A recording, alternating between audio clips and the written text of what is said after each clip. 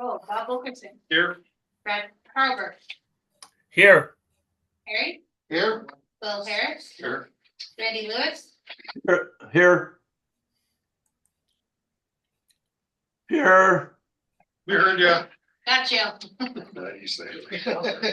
You don't sound so good. All right, so approval of changes to the agenda by staff or. I didn't hear her call my name. Michael. Yeah, Okay. oh, good, okay. So are you You here? check, yeah, she already confirmed I was here. Okay, We're good. let me make sure. Yeah. All right. You're not a hologram, okay. Approval of the changes to the agenda by commissioners or staff? Okay, seeing none. Anybody have any conflict of interest? No. Hearing none. Our next meeting is going to be in about 12 days on the 18th. Is the 18th?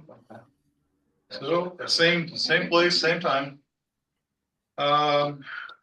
Committee and or staff updates. Committee staff updates. Terry Arcieri did turn in a letter of resignation, effective immediately. Her term did expire coming this January, so she's resigned about 2 months early. Okay. And we are, the consultant has a presentation that they're going to be giving. They're supposed to be there, so hopefully they start here pretty soon. And just letting you know, we're expecting a presentation. Oh, there she is. So I want to let the PAC know that the DOCC has a hearing date for the 2025-2030 capital improvement program, and that is for December 3rd. So if one of the CIP subcommittee members or one of the PAC members want to be there to say anything about the recommendation letter after staff does their presentation, just let me know so I'm prepared to expect one of you if you want to be there. You can only be one. So you could have as many as you Yeah. want. Okay. Yeah, It I would just be, don't want to. it would be nice to have at least one person, but I mean, we're not requiring it, but it would be nice. That's on the 3rd. That's on the 3rd, so it's gonna be 9 o'clock on the 3rd. Okay, I'll figure out how to make it. And it's that'll be here. Yes, it'll be good. The other thing is, so that we'll talk about this again too with the schedule, is about doubling up meetings in January and February possibly. And if we do that, it would be January 13th and 27th and February 10th and 20th. If we do that, so we'll talk about the schedule more in a while. Okay. So I also Mason County Climate Justice, they've extended the invitation to PAC members to join them at some of their events and discussions that they will be having. And so I can pass along any event information that they pass along to me. But they've expressed their desire, to have PAC members there, during an event or discussion that they have, so. Right. So I just want to put that invitation out there that they provided. And like, so next meeting is the 18th, so that's pretty short turnaround. And then we have the December 3rd hearing with the PFCC. And then the December 16th is a continuation of the short-term rental hearing. Member public comment was closed at our last meeting for that. And then we have a couple of comp plan items on that particular date to review. And that is it for staff. It sounds like we're gonna have a full, like, On the 16th, I mean, it just depends on discussion. okay. Anyone else? Okay. Other business, if any. Seeing none. We will go to the public comment on topics associated with the PAC, but not being held in the meeting there. Anyone got something to say that has nothing to do with what we're gonna talk about that? I'm Julianne. I'm Julianne. I just wanted to appreciate the staff for your hard work, the PAC members for your hard work, and Randy for taking the time to meet with the Cosmic Youth, and I hope the rest of you will take us up on our invitation. And I was sick the day that public comments were open, so I understand this is not an official public comment. But I just wanted to say that I think when we think about affordable housing, having regulations on short-term rentals is a really big step forward in terms of making sure that we have long-term rentals in our county. And because the short-term rental regulations only cover rentals less than 30 days, it's not a big commitment if someone wants to share their housing still for a short term of 30 days or 31 days. So it doesn't have to be as big a burden as we imagine. And I think that, in terms of making sure that our community is housed, and making sure that we have as much encouragement for long-term rentals as possible, and making sure that everyone who lives here has one home before anybody has multiple homes, or before we house out-of-towners. I just think that in terms of taking care of our community, because it is really hard for housing right now. It's really hard to get a rental. It's hard to buy a house, and I think it's better for all of us. It's better for public health. It's better for mental health. It's better for our community overall if everyone has health.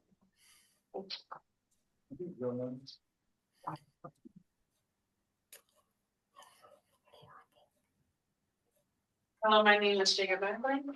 And what I gotta say is a few things. First off, I really do hope that we make affordable housing. This is something that this is something that a lot of people in Mason County require. And I think that it would be better for us as a community if we can get homeless people off the streets and we can make Mason County a safer place. I also really hope you take our advice on the climate, because I genuinely think it'll make a better earth and a better Mason County.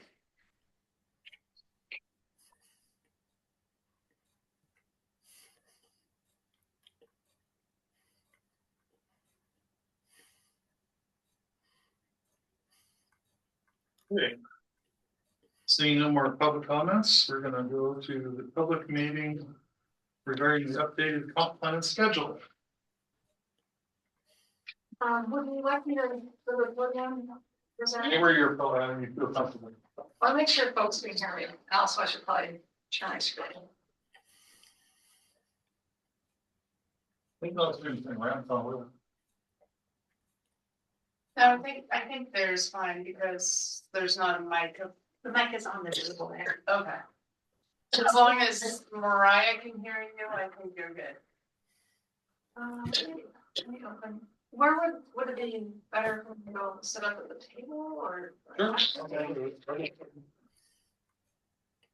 What's the password? 100495.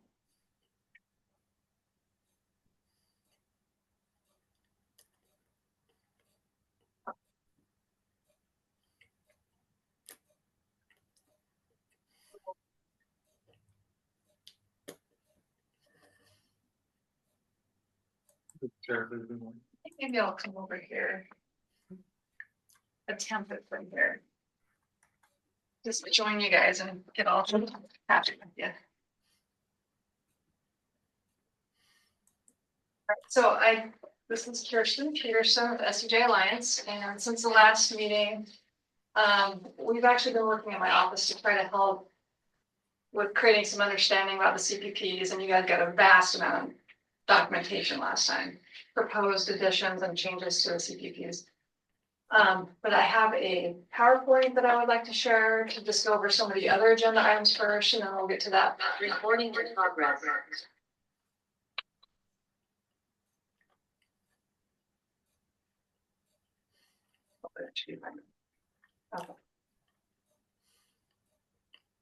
Well, I did want to share the PowerPoint. So that folks that join on Zoom can follow along.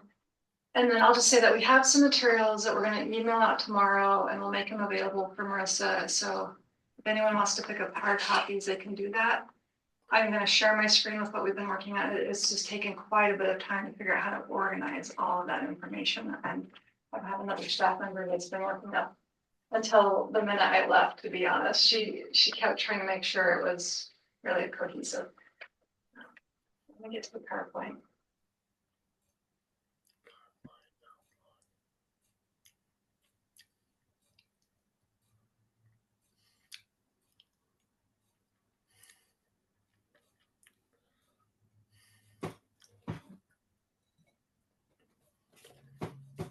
We have an agenda before you, and it was just an agenda, so we apologize we didn't have any materials. But we did want to go over an updated schedule for the comp plan, and when I do that, we've got pretty much every chapter of the comp plan lined up for one of the meeting dates, but knowing that sometimes it takes a little bit longer, we talked with staff, we're suggesting adding 2 extra meetings, but you may want to add additional ones just to allow for more conversation. So we'll go over that. And then also we have a proposed table of contents for the comp plan.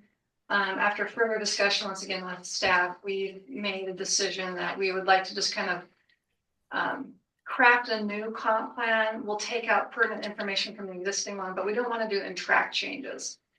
We're proposing to reorganize it, and then we would, if we're gonna pull something out of the existing plan, we'll make sure it's that you can tell, like maybe it's in a block of color, like this is from the existing plan, but we're gonna make it organized. We're gonna organize it differently and include some new content, and we're actually gonna remove some things that aren't necessary in the comp plan. And then we're goodness, sorry. A little refresher on the comp plan and the CPPs, countywide planning policies, and the difference between them as a lead up to then talking about what we're all proposing to do with the countywide planning policies. So here's the timeline. I believe that your staff did send this to you, but today, we're going to go to the timeline, we're going to table of contents, and then the CPPs. And then we're going to have at the next meeting the comp plan introduction and community profile. We will get that to Marissa as soon as possible so that you can start reviewing it in advance of the meeting. So it's not the day of or even just a couple days before, but we can have ideally to give you some time. So the comp plan introduction is going to be what somebody opens up when they first see the comp plan. It's going to say, this is what a comp plan is and this is its purpose. And then the community profile has a lot of the demographics and other information that we've been collecting on the community. The next meeting would be the land use element. There will be a little bit that goes into that. We're talking about how you want to grow and making sure that the zoning districts are appropriate. So there's a lot to that chapter. Then we'll get into housing. We have the FCS group working on that element right now. That's part of their scope of work. Is now that they've done the demographic profiling. They came back to you with the housing allocation numbers. You guys determined you're going to go with scenario D for the population projections. So they're going to take all that information and put it into the element. And then we can discuss that chapter at that point. And with all of these chapters, staff and SCJ Alliance, we will propose to you, like, here is a draft chapter for you to review. And ideally, we'll have captured all the information that's required by the state, and we'll make notations, like this is required by RCW. And then it will give you an opportunity to read it with some understanding, and then we can have a working dialogue at the meeting. Working with Marissa, she said that the January 27th meeting was rescheduled because of the holiday that month. So that would be economic development, and we want to make sure that date works for all of you. February 10th would be capital facilities and utilities, and that's being worked on right now. It's been worked on for quite a while. We've got our team that works in the essentially civil side of things, working with your public works folks, pulling all the gathering all the information, getting info from the PUD and the utility districts. That's one that we're going to revise the layout of that one as well. The second proposed meeting of February, we're scheduled because of another holiday, is transportation. And work on that is already underway. Our team already has been contracted within Mason County and elsewhere to do a lot of work on transportation issues, so they're working around that. But they also need us to make some decisions on the land use chapter to help them craft their transportation chapter. Then we got the next chapter is natural environment and resources.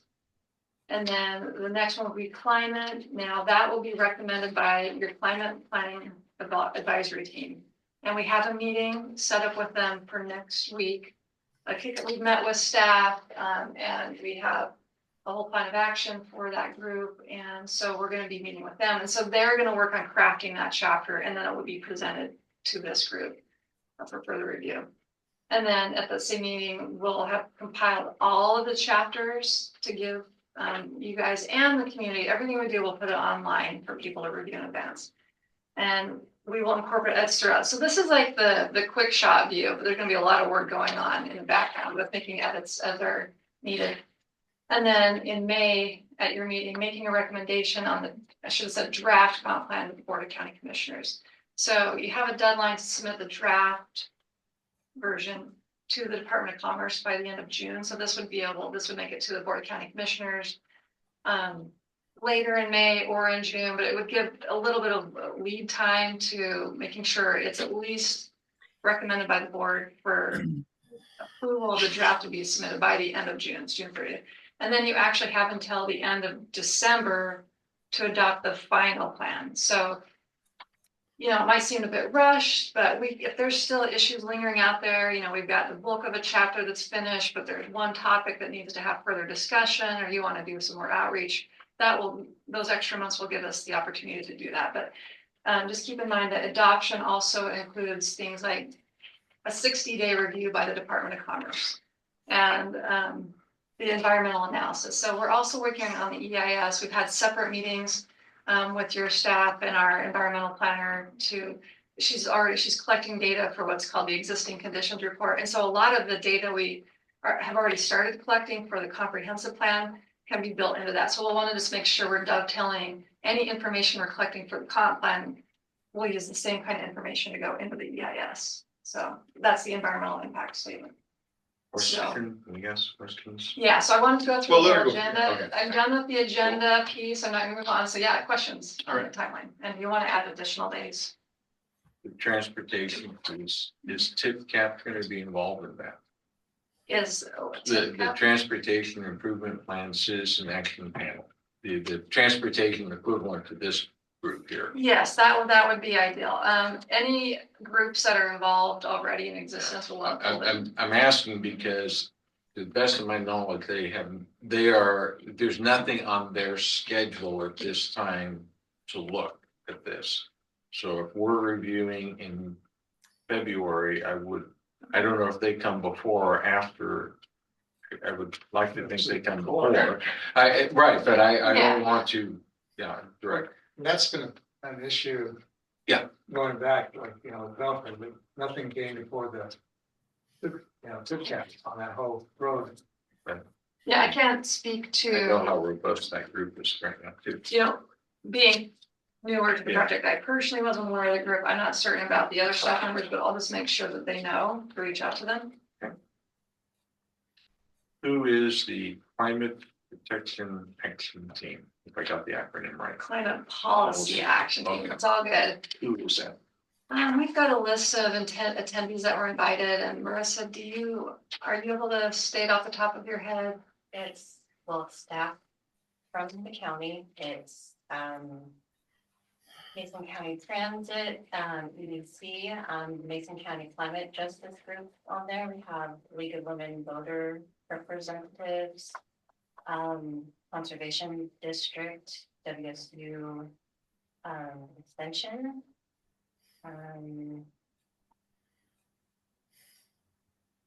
There's probably a couple more. Who is the authority to define the standards for climate change? So there's a climate planning workbook that the state has put out, and it's essentially a very large spreadsheet with several tabs in it, and it just guides you through all these various elements that you need to discuss, depending on the population size. There's different requirements. greenhouse gas emissions, we don't believe applies to the size of this county. But it's going to come down to really analyzing tying it into the hazard mitigation plan that you've already adopted. So addressing hazards that are out there and emergency planning, and then there's just certain climate resiliency elements that the state has just identified in their House bills and in their guidance documents. So assure that we'll take it to the minimum. We're not going to try to get you to do anything above and beyond that's excessive beyond the state requirements. But what we want to talk about is like what's happening in Mason County. How are you guys planning for natural disasters, and if there's potential flooding in the city of Shelton proper, what are you doing about that? Scott does that twice a year. I saw in the RCW a reference to, mitigating traffic. And that's not necessarily related to climate. That's just No, but I'm saying something it's in the RCW. Yeah, I was gonna say that's a thing that's definitely in the That RCW. might take at least a meeting. Yeah. But is that related to the greenhouse gas emissions or what? I don't know, it's just in there, in the RCW. There's a lot of requirements related to transportation, so we'll make sure we address it in the transportation chapter and where appropriate in the climate one. But the climate plan, sure, there's portions related to that, but that's probably not gonna be the major focus in this community. It's not King County. But I guess where I'm driving is that we've had discussions in PAC as to what do you plan for, and different folks have suggested different tools. So I took one of the tools, not suggesting it is the standard, we follow whatever the standard is, but like the University of Washington climate resiliency tool. When I look at that and I look at, like sea level rise, well, they have two scenarios, a 50% likely and a 1% likely. So which is the appropriate scenario to use? And depending on who you talk to, one might say, no, we need to always plan for the worst case. Okay, that's fine. Others may say, no, the more likely, but that might mean you underplan. Again, I'm not advocating one or the other. I'm just acknowledging the differences. And there are still different timing periods. But if you take that tool, for example, in Dalton, it would tell you that the sea level rise may be, again, this is a projection. You got to, assuming the model is correct. Again, I'm taking the model that was suggested, but it ranges from 1/3 of a foot to 4.92 feet. That's a big delta depending upon whether you're planning a few years from now or for turn of the century. And is it 50% likely or 1% likely? And I think those are extremely important questions. And that's why I'm sort of asking who makes those types of decisions and when are those going to be made? Because if we're putting, I'm nervous with 4 weeks to review the climate piece with not having this type of a discussion up front. And if this isn't the body to review it, fine. But who is and when will those decisions be made? So as we've said, the CPAC is going to begin meeting. We're going to propose a draft chapter, but they actually also have through the end of the year to finish up their plan. So we will get it as far along as we can by this point in time, but that one might take a little bit longer. It might not actually be fully complete. And, the draft we submit to Commerce could be partially done. Because you submit the climate action plan in chunks to them. Like there's different things you need to do and decisions to make. And so that's why we're bringing the board, this new advisory team, I'll call them, together, because it's essentially your local experts in this area. And they're going to have to make some decisions. And then ultimately, the Board of County Commissioners will, but we'll advise you on it. We'll bring you up to speed with what they're doing. But we're going to have folks that Marissa already named who are going to have the information to help make educated decisions for this community. But regardless of those numbers, which are very important, the point is, it's what are going to be the measures that you're going to decide to take as a community to protect your community from Whatever. flood hazard. You have FEMA requirements in place anyway. More rain, less rain, summer more drought. rain. Yeah, there's 28 factors in this tool, and we plan for all 28 or a subset or. There'll be fewer, and this will be partly for that group to determine. And we can give you quick the snippets at each meeting, like the status of what they're doing? I Just hope they kind of bring you along. give the caveats or the assumptions. Yes, and Because that's, otherwise, we're gonna be flying blind. in a sense, it's almost like when we were looking at the housing allocations. Oh, no. When you're trying to plan for the future, you come up with a number of using a methodology, but that doesn't mean that exact number of people is gonna move here, but it just means we're gonna plan ahead and make sure the infrastructure's in place. It's like in my example, whether it's 4 inches or 5 feet, to use this sort of round numbers, that's a big delta. Oh, yes. There's a lot of stuff certainly is. within 5 feet of the elevation of the current water, and is that high water mark, and there's other things I just can't tell. Again, one model, there's a lot of others out there, and someone, at some point, we need to understand what we're going to use. I just, again, used one that was suggested, one that's actually printed in some of the draft comp plan stuff, so yeah, let's use that one. And, but yeah, there's some big deltas on numbers depending on what you want to do. Well, given your interest, we can certainly just give you a recap of what they've done at each of the future meetings. We'll want to like limit, if that was something you'd like a quick debrief. Because we're gonna give them that. We need some outline. What was that? We need some outline Okay.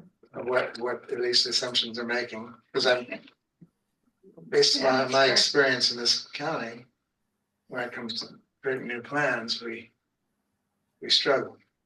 That's the best positive, most positive word I can come up with. One, and I think follow on is from a citizen perspective is, let's pretend for a minute, this use the seawater rise. We target things and maybe the 5 foot is more appropriate. Again, totally hypothetical discussion.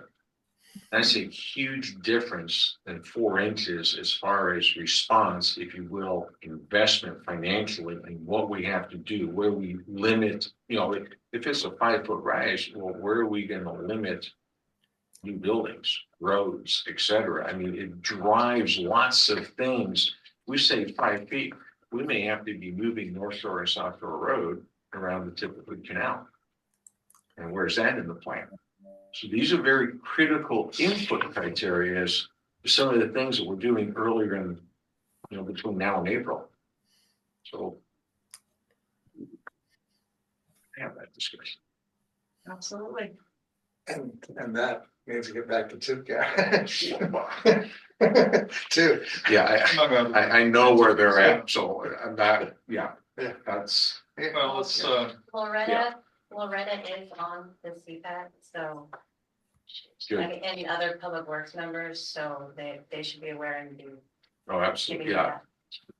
Well, and I just give one, there's probably a dozen other criterion that, depending how you look at it, all affect what we're doing. well, we should kind of like mush on a little bit. Okay. That way we can get out of here to decent times. So I think that you received a proposed table of contents. On the one side, on the left side of the screen is the outline for your existing comp plan. On the right side of your proposed table of contents. And it's basically, we covered it in everything you're gonna review, but an introduction. Chapter 2 would be community profile and vision. Well, I'm gonna point out the difference. Right now, your chapter 2 is the countywide planning policies. We're gonna pull it out and have it be a standalone document, which is what you typically do in most jurisdictions. It's not part of a comp plan. It's a standalone, separately adopted document that is a guiding document for how you interact with your local jurisdictions on future growth. So we're not going to have it be a chapter of the comp plan. It will be adopted by reference. Then they both have land use elements, the existing plan and the rural element. We're incorporating all that information, but we're calling a natural environment and resources element. We want to change the title, but we can do that. They both have housing, they both have economic development and transportation. Parks, Rec, and open space is essentially just going to refer to the existing adopted PROS plan, but we want to just at least reference it because it's a required element. We need to look at the existing PROS plan because there's lots of things like the acquisition of land on the south end of Mason Lake that's not in the PROS. There's other elements of the PROS that have been modified in the SIP. Well- aren't reflective. There's a lot of disconnects with the pros current reality of what we're discussing. I might let Keller, Marissa speak to that. Yeah, because I'm- we were- that yeah, wasn't in I the can only scope imagine for what they're the doing comp behind plan, it. because Yeah. it currently meets the requirements for your element. but- Yeah, no, it's not in our scope of review for your guys' review, for the periodic update. Usually the Parks and Trails reviews that and updates it. So what we're proposing is a very minimal chapter that refers to it, and it's certainly something that can be tackled by that other group after adoption or during the process, but it currently complies with the requirements for that element of the comp plan. Okay. Both of them will have capital facilities and financing. Another new one though is climate change and resilience. And though I didn't put in, we have an implementation chapter right now, we may have it be a separate chapter, or we might build it into the chapters as we go. And so this is a work in progress too. It's subject to change, and this is a presentation to you tonight. That's what we've discussed with staff, but if there's any proposed changes, this is a good time to let us know. Hierarchically, I have some concerns that whether it's the previous plan or the proposed, either way, you know, we have significant differences when you're trying to propose land use element for urban versus rural. And then also, I know, because we have policies that are kind of conflicting a little there at best. You know, same with housing. There's a different issue with housing rural. But in other words, there's statements in our policy that are saying this is what we want as a community, or what we think we want. And if that doesn't fit the urban one.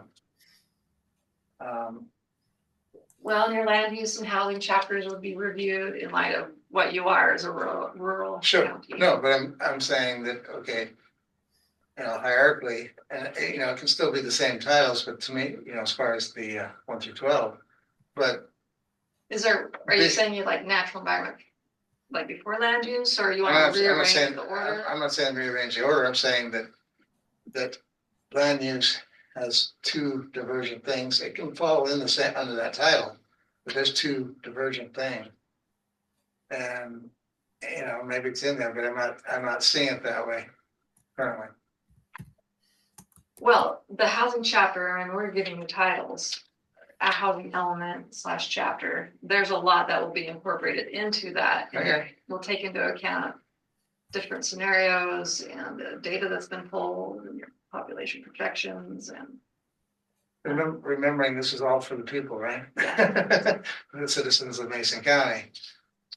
Okay, We want it to be a legible, readable document that makes sense to All in folks. due time, right? right.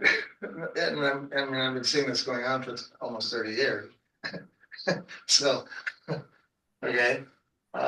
Is there a reason, you know, I noticed you know, on the, I can't remember, was it the MRSC or whatever it was, but, you know, they list, like, there's these goals, the GMA goals. Mm-hmm. Is there a reason why we don't try to make the index look like more like it Your was? goals are actually found in your countywide planning policies, the state goals.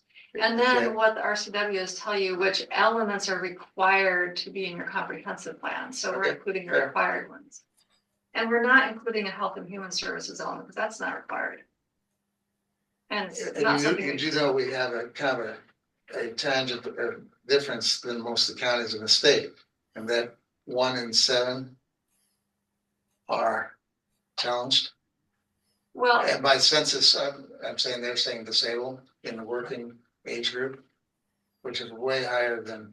and if we kept that chapter, it would just remain exactly as is, because that's also not scoped. And I know that the different health departments are required to go through their own studies. How many years? Is it 5 years Yeah. or so? So I believe this was included because my Yeah. understanding was that a former director of the department led that service. Yeah, correct, yes, and we informed him that, you know, we have a periodic update going on and asked him if he wanted Yeah, they're going to do it separately. That's why we didn't scope it as part of this. It's not a required state mandated requirement. So he's going to do that separately per their rules and So it just will not be a explain, part of the comp plan, but that doesn't mean it's not part of a county.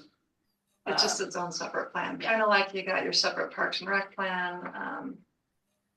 And I know that they have different requirements for like community surveying work, and it's very, very important work, but it's not typical to include it in the comp plan. So, That's why we call it comprehensive plan. well, once again, we're going back to the required That's fine. elements of I mean, it's- RCW. I'm not happy with it, but it's fine. Go ahead. There's the implementation chapter that's gonna be put into the other elements. Does that include basically a timeline as to when? You know, like in, utilities, say these utilities need to go in if we're gonna support this type of a Those housing development. chapters, And, yeah. again, okay, It will look a little different by element. And we may end up deciding to keep a separate implementation chapter, but essentially it comes down to like who or what agency is going to be participating and carrying out these measures. where's So the it might funding say coming from? city and or like the school district both. And where we can, we will include where the funding would come from for those capital facilities and utilities. Housing and land use, they're very, well, housing in general, or in particular, I should say not in general. Housing in particular is its own beast where you're just at the mercy of waiting for certain grants to come up. You don't know what developers are going to do. What you can do is put into the housing element, the measures that you want to put into your development code. What kind of development standards are you going to have that encourage development? You make it more streamlined. It's more predictable. Developers know what they're going to run into when they come to apply. If you ask any of them, time is money. So that's one of the reasons the state has come down with new legislation about streamlined permitting and trying to come up with scenarios to help jurisdictions get permitting software in place. Because it's not really fair for the big jurisdictions that have money and of course, a lot more applications coming in to have a cool permit system versus the little communities that don't have enough money, they don't have enough staff, they're tracking things in Excel spreadsheets. Like, how do they keep track of all the timing requirements when the developer submits an application? There's like state timelines you have to meet. So they're trying to help even the playing field with that. So there's going to be reference to guidance that we can provide, measures to put in place, but in terms of tracking the funding for that, it'll just be generic references to like, hey, you can look for funding from HUD or the state. Developer, wherever. Yeah, and so it just comes down like there's CHIP grants right now. It's infrastructure grants to help communities put in, infrastructure in the street if it's going to serve affordable housing communities. So there's just different things that come up that we can't know for sure, but we can reference now on a generalized level. So we will put in implementation where we know what we know, and some of it will be more generic. So. Any more questions on the table of contents? Doesn't sound like it. All right, so we talked about countywide planning policies, and we were going to kind of explain again a little bit the difference between these and the kind of comprehensive plan. So under GMA, the countywide planning policy, oops, sorry about that. I was trying to. I like the purpose. I need some in the way, something that was in the way, okay. The countywide planning policies establish a framework for developing and adopting city and county comprehensive plans. And so the purpose is to help coordinate, between the county and the local jurisdictions. In this case, it's only Shelton, but you can imagine some of the larger jurisdictions. The counties need to coordinate with several cities, and so they need to come into alignment with how they're going to be planning. So you're looking at regional issues. And so in a sense, you guys have an easier go at it because you have a great working relationship between your city staff and your county staff. I've worked for jurisdictions as, staff planner where you never talk to one another. And so, planning in the UGA in particular was problematic because it was like, well, which standards are we going by? if you didn't identify it in your countywide planning policies. Are we looking at city standards in the UGA, or is the county overlooking that and they're allowing septic in the urban growth area? Things like that. This can lead to the ideas of interlocal agreements in those situations. I put this in there, the CPPs shall not be construed as altering the land use powers of the cities or the county. So what I was just referencing, we can enter interlocal agreements, and sometimes CPPs will reference that, but you, like I said, you've got a great working relationship, and it sounds like things have always worked well with development in the urban growth area, and how the impacts of what happens in Shelton reflect on that. So the CPPs must be updated to meet the state requirements, and we do have to make sure the housing policies address these requirements from House Bill 1220 regarding affordability, equity, and anti-displacement, and climate planning, House Bill 1181 addressing climate resilience, and we've already added those as new portions of the countywide planning policies, and they should be updated to meet local goals. So that's what we've been doing this past few months, is trying to bring them in line with all these requirements. So we've talked to the different departments. We know what they want to do to make edits. If we need to remove any outdated policies, and then provide opportunities for greater interagency collaboration. So prior to coming to the PAC, originally we had talked with all the other county departments and got their feedback. And then we went out to different agencies in the county and we got their feedback.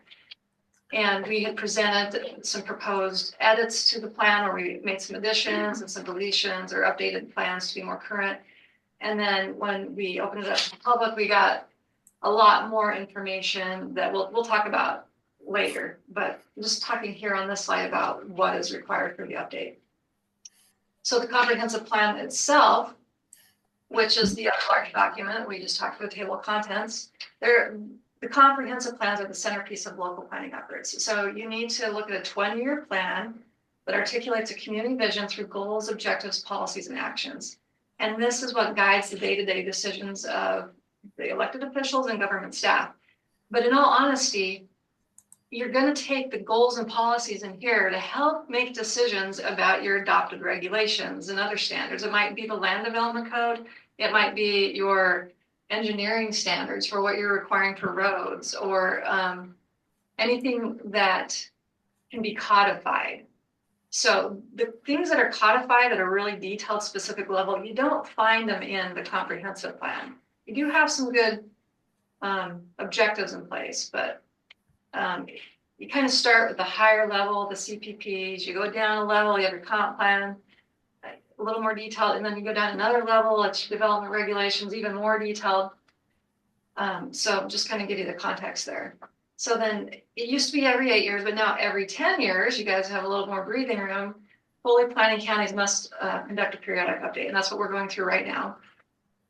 And that is in terms of looking at your comp plan, the development regulations, and the critical areas of natural resource land. So in the ideal planning world, as soon as the comp plan is adopted, you're then going to look at your development regulations to make sure they're up to speed and on par with the county, or I'm sorry, the state requirements. So with critical areas, if you needed to update your critical area ordinance, but what usually happens is it will give you a little bit of time after adoption of the comp plan to get the other regulations adopted. And so your comp plan review on the right side of the screen could include population projections and employment projections, almost always, and we've been doing that. A zoning analysis, looking at your urban growth area.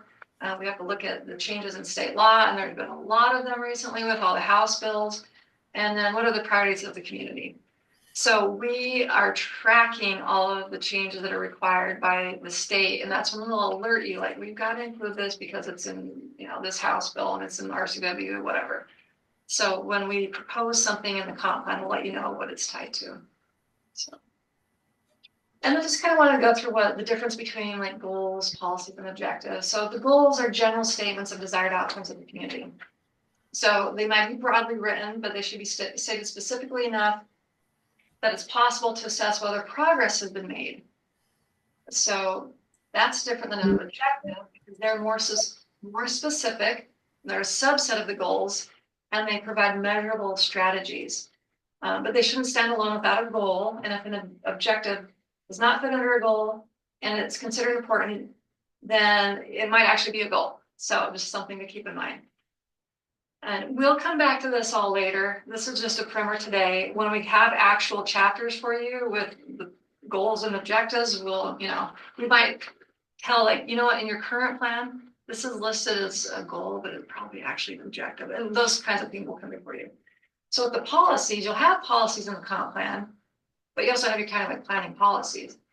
They're operational actions that a community will undertake to meet the goals and objectives.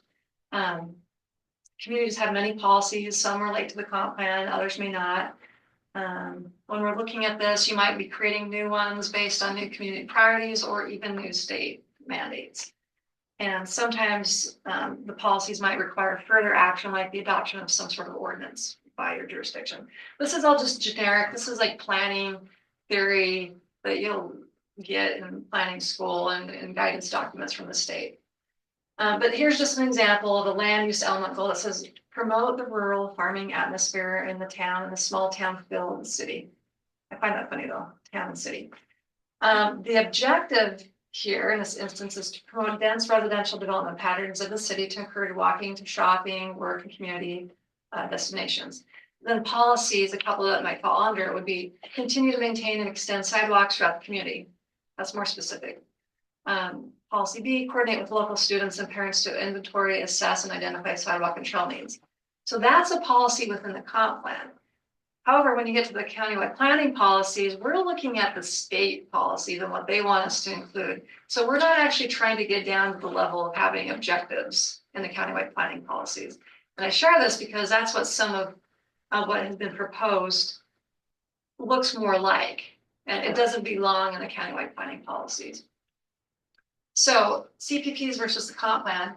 CPPs provide a high-level framework for collaboration and consistency between Mason County and Shelton, as we've discussed. And the comp plan will have policies that offer more detailed, actionable strategies for local governance and development. It allows the county to target policies that respond to just whatever the unique demands and dynamics are in our own communities. And then it offers a more actionable platform for addressing the detailed location-specific needs. So I know it's all high level generic, but this is just kind of leading into what I wanted to share. And I'm actually going to close this out because I'm going to share a different document that unfortunately you did not get in advance, but I did bring copies, and there may be enough for everyone in this room, of a memo that I hot off the press, but it complements a matrix that I was not able to bring.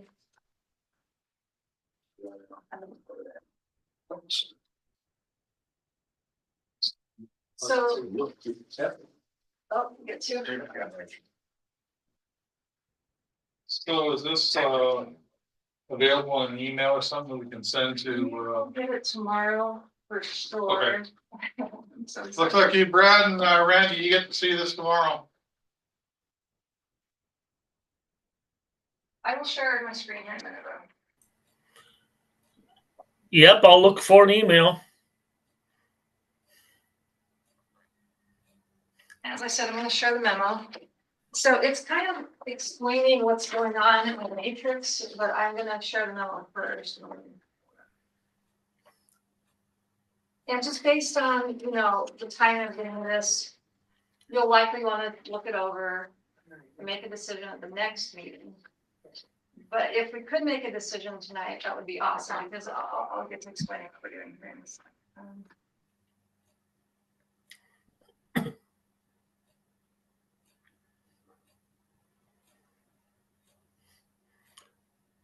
Kristen, you want to send the email of that document to Randy and I? She was saying she'll send it tomorrow. So let me stop sharing real quick and let me see if I got So it. maybe we can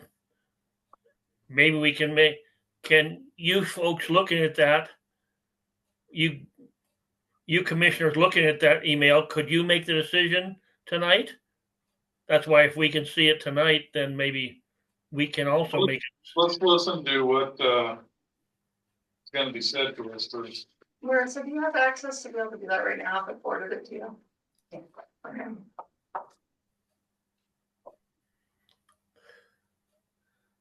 Okay. Marissa will send that on right now, but I'm going to go ahead and get back to sharing the document. For Kirsten. What I'm reading then is I'm on top of page 2. Comment organization, basically everything involved is exactly what I see in this bad boy. Not necessarily, because we have a new matrix. We've tried to, This is the one we were asked to review and Yes. comment on, was the one we're It's- prepared to do. same information, but what we've done is we have put it into like categories. And I'll show that to you here in a minute. So I know, We were asked to review this, and remember, this has spent many hours going over this, so if it's no, that's different. great. Yeah, And well, if it's different though. let's Okay. see. Oops.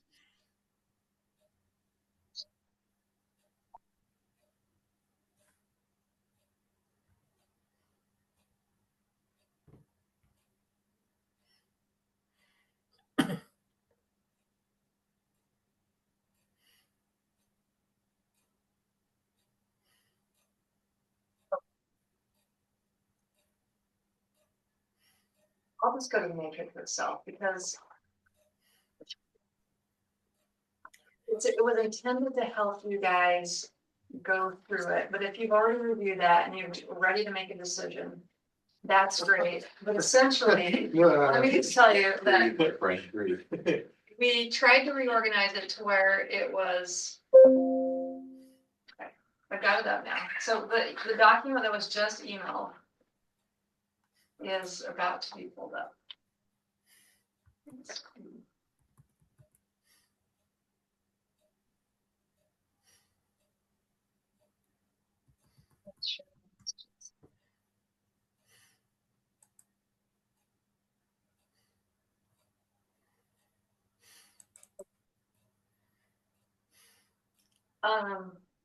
We turned it into an 11 by 17 size one, and then we reorganized it to where it's saying PAC review needed, because in the document that you do have, which is great, it has all the information you need. In the last meeting, it was a very cumbersome document just based on the amount of time, or little amount of time you had to read in advance. So I know that your staff was hoping that you had the opportunity to really read through it. This one before you right now, you can consider it. And if you make a decision at the end of the night and then you're like, okay, this hopefully will give you comfort that if you decide that you're not going to incorporate some of the requested changes, they'll still be taken into consideration for the comprehensive plan itself.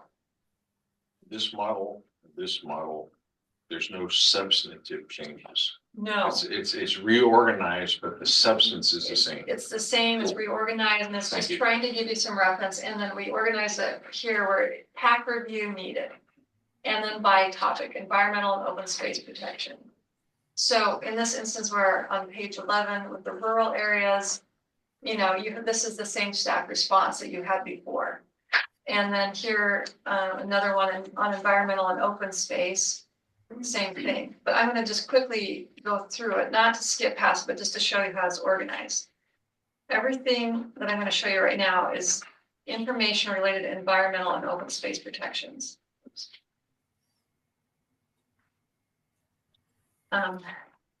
This is where they wanted review by the PAC. Staff already gave you their recommendation on like whether you need to make a decision or not and go to those. But as you continue on, there's several in that area. Then it comes to climate change and resilience at the top of this page. So we got through 4 pages that were related to environmental. This 5th page, number 5 and going on, is related to climate change and resiliency. And your staff response is still the same. We've just reorganized it. And if in the future, what we can do is just have this for you to say, hey, you might not have included these in your CPPs, but we have not lost them. We're gonna look at including them in the right chapter of the comprehensive plan. So you've got that page, and then here's another one on growth and development. Actively needed. Here's one on environmental justice, actively needed. And then another second page on environmental justice. And one of these are some of them, this is probably going to change the word citizen public participation. Just as an example. And then another one in environmental justice, and a lot of these do come into play with the state requirements, but it doesn't necessarily belong in, some of it doesn't belong in the CPPs, some do, and some are more appropriate in the comp plan. And then that's everything that in your packets was already recommended for you to review. And then staff recommends excluding these next ones. So you see at the top of the page. So we've already pulled them out, so they're not just interspersed throughout, and kind of go through them on which ones are proposed to not be included. And this takes us through several more pages. And then the next section is hold for consideration for the comprehensive plan update. So, like I said, we will share this with you. In fact, Marissa may have already emailed it out. You can start looking at it, and it will be a document that you can refer to in the future. We will still be accepting more comments for the comprehensive plan as we move forward, but these are captured. We're not going to lose them. So, for instance, we've got some language from WDFW that should go in the comp plan instead. Staff had said agreed with utilizing this, but it should be in the land use or rural elements of the comp plan. An urban growth suggestion from Mason County Climate Justice, this would be appropriate in the comp plan. Here's one on housing that belongs in the comp plan. Another one from Erica with the Squaxin Island Tribe. So we've got these, like I said, we got several pages of these hold for consideration. So it's 20 pages long, and the hold for consideration starts on page 15. So the last 5 are ones that we're going to save for the comp plan. So you don't have this document in front of you, but you do have the packet you already received. We want you to know that the staff recommendations have not changed. So if you're prepared to discuss that, I think we can also just let the staff also weigh in here and guide you through it. And we don't necessarily need to keep this document up. I'm going to stop sharing. You guys can look at it on your own time later, but I think that staff would like to move forward with this as much as possible and not continue to delay it. But I think it probably stays open for discussion. Correct. Yeah. So I'll let you guys ask questions, do conversation. I can ask you, did you all have a chance to review the previous matrix that you received? Yes. No, I focused on the CPPs. So the CPPs, and that's also like the one that you were provided by staff is the one that staff was proposing as the final version for a potential adoption. You make a recommendation. So if you needed to refer to the CP or the matrix to help you out, that's great, but it's just a supplement to that. Okay, fine. Yeah. Then So if you review that, that's perfect. I hammered at it. So I'd imagine y'all can questions, and Oh, I think staff's ready to answer questions too. Not just us, we'll tag team here. You've looked at the Word version with staff comments. Brad, you reviewed the spreadsheet. Mike, have you reviewed the spreadsheet or either one, or where are you? Kind of in the middle of it. Okay, I'm looking at it too. okay. And Randy, have you had an opportunity to review either the Word CPP doc and or the spreadsheet? I've taken a look at it. Not necessarily totally completely, but yeah, I've gone Two through or it. 3 of us in process. The other 3, I think, have completed one version or another. And content is the same. Organization is a little different.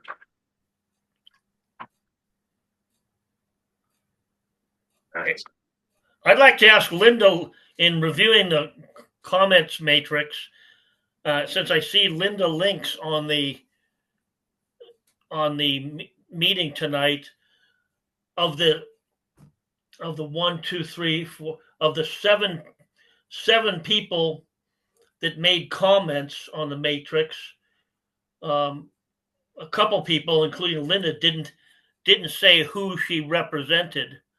We've got Squaxin Island, PUD1, Department of Fish and Wildlife, climate justice. Linda, can you unmute yourself and say what, for my own knowledge, what group you are recognizing or representing? That's public. I'm not sure I'm representing the League of Women Voters, which I belong to, but can I just represent a citizen who owns an aquaculture farm? Yes. I guess so. Okay, thank you. Aquaculture owner. And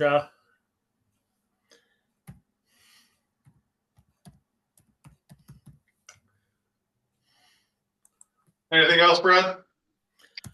well, I didn't really know, was Peggy Morrell representing the economic development? And Lots of people are testifying, that I don't see how this question is relevant. They're just public comments. Here. They're representing themselves, I guess. well, I mean, it's relevant because I'd like to know who is making the comment, whether they have any inherent conflict of interest, maybe. You know, we all can have our conflicts. So, okay. And then, okay. Yep,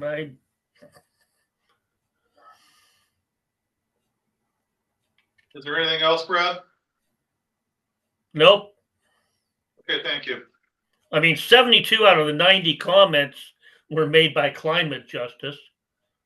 You know, and the other, Linda, you only had 2 comments, and I guess Erica had the second most number of comments for the Squaxin Island tribe at 6.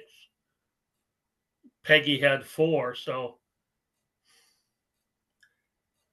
we really shouldn't give too much more space, if you will, too many other. I guess I applaud climate justice for their passion, but that's, you know, what is that, 8 times it's 80% of the comments came from one organization, with 20% from the others. So Okay. seems a little overrepresented.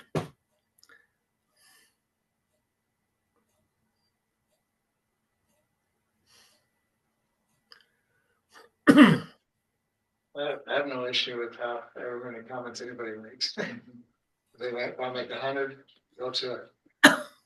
Right. If they want 1, yeah, fine. So I don't see an issue.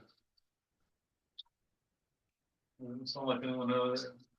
I have no comments on his comments. All right. Almost look good to me. Did you all see the comment in the chat from P?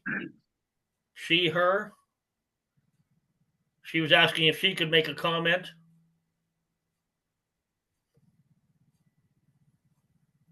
Look at the chat. No comment. The comment.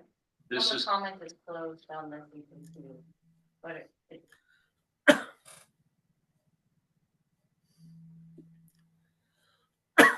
Ask Brad if you heard that. Hey, Brad, Yeah. we don't accept any more input from people because this is closed. The comment period's ended. Well, all I'm doing is making you aware. Did you see the chat that she put in? No, because our screen doesn't show it. Well, that's why on Teams, on Zoom, we have participants in chat windows. We're kind of beating a dead horse here. Okay.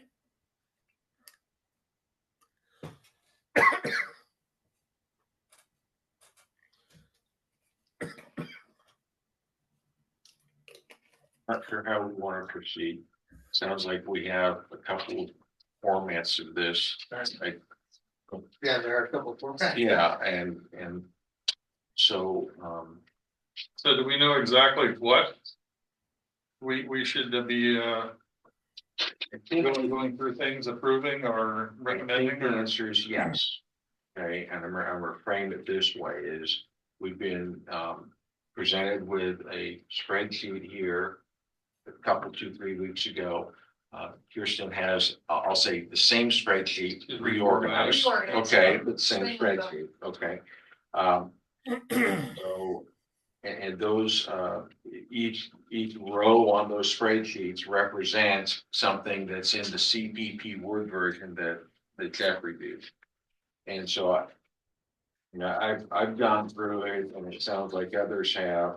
And basically, what do I accept? What do I have comment on? And anything that says PAC make a decision, I have an opinion, yes, we clearly should, and at least I have my view at this point, less our discussion.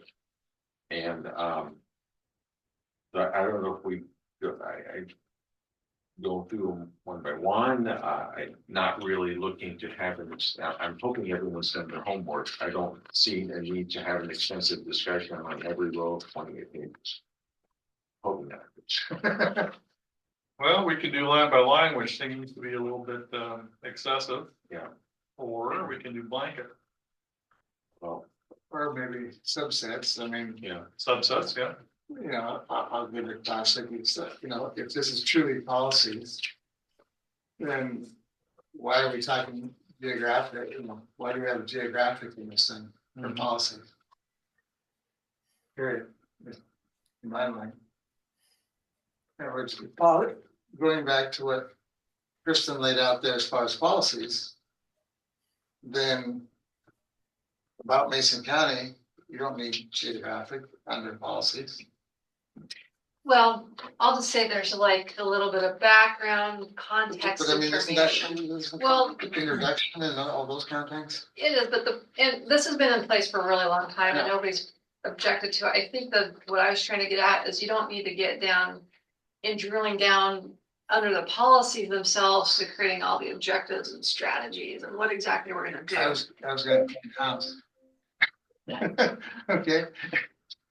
I mean, forgetting the history for a moment, whether we did it right or wrong in the past, doesn't matter to me. Today's today. And I don't see, the committee can agree otherwise, but I don't see why we have anything on geographic should be in the policies, period. You're thinking that we have the introduction paragraph chapter, you would suggest then deleting geography. Start with that discussion, yeah. When I say introduction, there's another introduction to this whole comp plan. This is a stand, what they're moving, what's being suggested by SCJ is that CPPs are a standalone document outside of this, outside of the comp plan. Did I hear you right? Yes, you heard. So this would be basically. I know, I hear It you. says CPP on the front. Total Not- decision for you. I've seen very simple CPPs. Yes, you know where I'm going.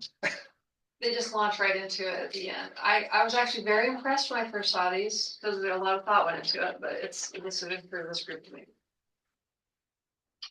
There's no harm in keeping that context in there, Yeah, but if you just- as a group decided. But if you got 21 pages of policy, okay? That's pretty loaded. Why I'm trying to streamline, make it easier to get permits, make it easier to develop, This doesn't do anything to policy. So. If I'm. It's very true.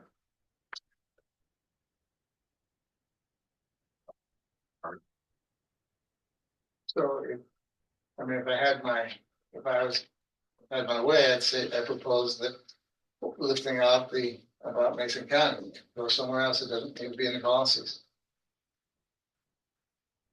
Okay, and so how do you propose to say, move to remove it from this and put it somewhere else? Because they want a decision. Yeah, I propose, Oh, go ahead. Probably would like to say. Yeah. So go. Okay. Go Your plan. community profile of the comp plan will have info, and your natural resources section will have Yeah, similar info. right. Yes. It is a little, you don't typically update your CPPs very often, and to try to keep this current. Yeah. Can be challenging, because It's you not- know, the square footage or the, I mean, the acreage of Yeah. your cities and UGA's changes. I mean, that's something we're like looking up, like, oh, how big is the city of Shelton? There's a place It's not for 4.77 square No. mile, it's 6 now, but does that matter in it. here? Right, right. So my proposal would be to remove start with, at least in this discussion, the geography. Geography, there we go, of, Just keep going. Strike climate. Strike public engagement. You know, Okay, so we're, I mean, it follows the argument. yes, you're no, making. I'm coming down that, in that direction. so if you take it from here. We'll make sure that it's got a landing place, right? Right, it's got to be in the plan, What it's, but this is already in the comp plan in its introduction, in its current format of the introduction chapter or one of the intros, I'm assuming it's gonna be the same. It basically has the geography information. It has the existing climate information, the discussion on resiliency is new here, but I would argue it doesn't belong here. It's not history, it's possibly what maybe will happen using one tool. Again, that was. Just want to make sure that we don't lose anything. no, I agree, I don't want to lose anything. All right, so The we need to make sure that when we do something here, make a decision, that it's documented. We're going from here and we're gonna put it there. The problem is I didn't take the time to figure out where to plant it. Right, that's, But I don't think you have to go that far. Yeah, I think it's already, I agree. I mean, unless you're gonna tell us no, I think it's covered based on, It will be in your comprehensive. yeah, so there, it already has a landing place. Yeah. Does the history of public engagement also land in the comp plan? I don't recall seeing that, but there's lots reading. Usually, it's a good idea to include what you've done with public engagement. Do you want, In the comp plan or the CPP? oh, in the comp plan? Okay, But not in CPP. yeah, Now, honestly, this goes all the way back to 1992. But it's missing things I too. wouldn't say that we would necessarily go that far back in the comp plan itself. Right. You've got a record of it in the previously Previous adopted content. thing, but we would, yeah, public engagement goes into the comp plan. But it's not a policy. It's not. Okay, so far I'm saying the geography, the climate. The history of public engagement. And that's missing some things. Because I remember It is. being around there. We didn't take the time to figure out what you did in the last year, That's right? So. I'll stop there because the vision statement gets a little more interesting. In other words, I'd like to take sections of this and not, agreed. you know, so what I would propose is that take, again, I'll read it, you know.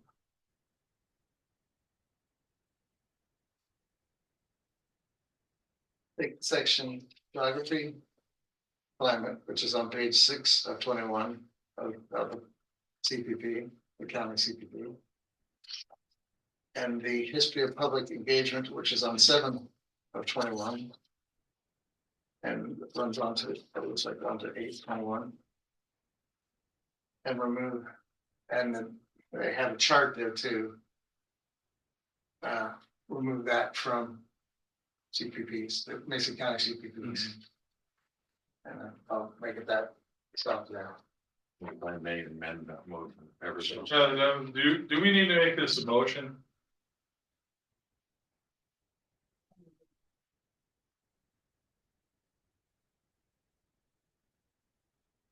I was gonna say, I think you just do it in the end. Is that what you're asking, like a motion for each one? Or at the very end when you? Well, we're doing some shuffling of information from over here to over here. Want to make sure that we don't lose traceability. It's recorded, so I mean, we have it recorded. Okay. But I'd like to other commissioners to say, yeah, we agree, and like Correct. he was saying that he might have something to. Right, all right, okay, it's, You're having a discussion. And you will make a motion when you're done on what you approve. I'll copy everything. I'll try and put it together Okay. in one motion. okay, I got that. it'll be an interesting motion at the end. Yes. If you I'm just crafty. say as amended. I will. Let me see if I can. Okay, so what was your amendment, Will? Simply to say that, basically delete the area about Mason County that includes geography and climate, and delete the section called history of public engagement, which reduces the introduction section to one short paragraph on the top side. Okay, So I'll just carry all of this and I'll summarize it in the end. all right, as long as we don't lose anything. Nope. I think we're good so far. All right. So we'll hold that to the end. Next, I'm reading now my notes and try to think how to summarize this. So surely somebody else must have some input other than me on this.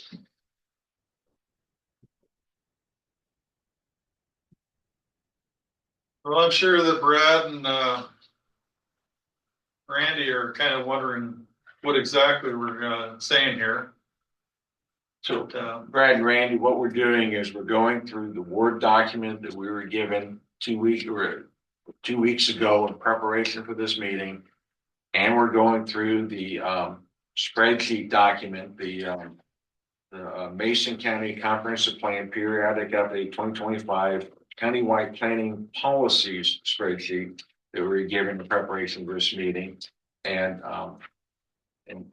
Jeff is covering the first two subsections of the introduction. Would you like me to share my screen with the Word document? So you can just point out the ones you potentially might remove? Put it in simple markup if you would, please.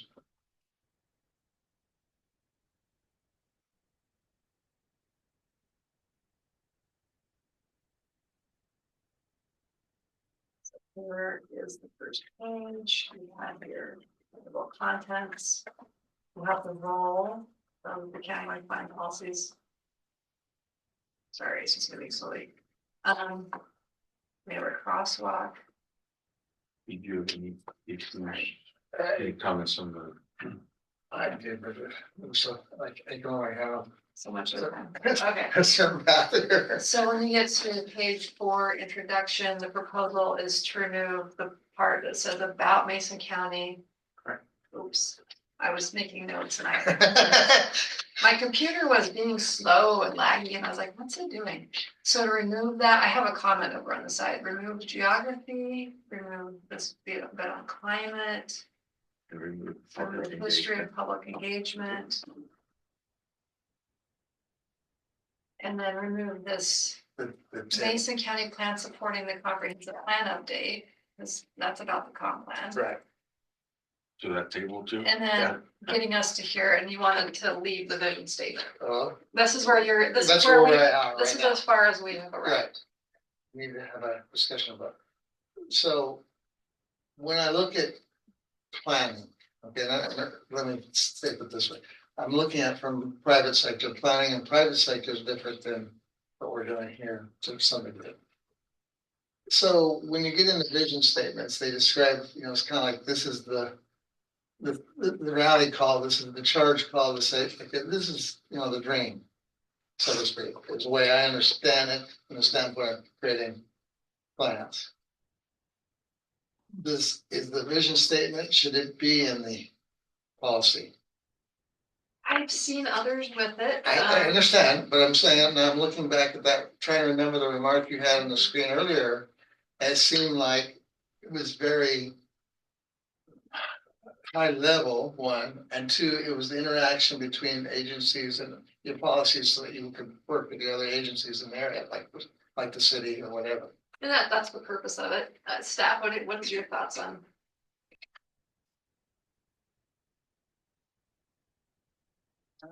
I think this is truly discretionary to have the vision statement in your CP. All I'm trying to, my objective here is to try to make it clean as possible without omitting stuff, but so that the public, and me included, can pick up the document, look at, know, this is how the decision-making process goes. This is what's important to the county. This is, you know, like those kind of things. I'm not married to the fact that this has to go. I'm just asking the question. It seems a little verbose in being in the policies. Well, usually vision statements are very short and concise. Right. And I have some questions within the vision statement too, that I'm not sure this community is oriented the way this directive is, and that's their goal in these different communities, such as Allen. Because I participated with the creating of their comprehensive subplan.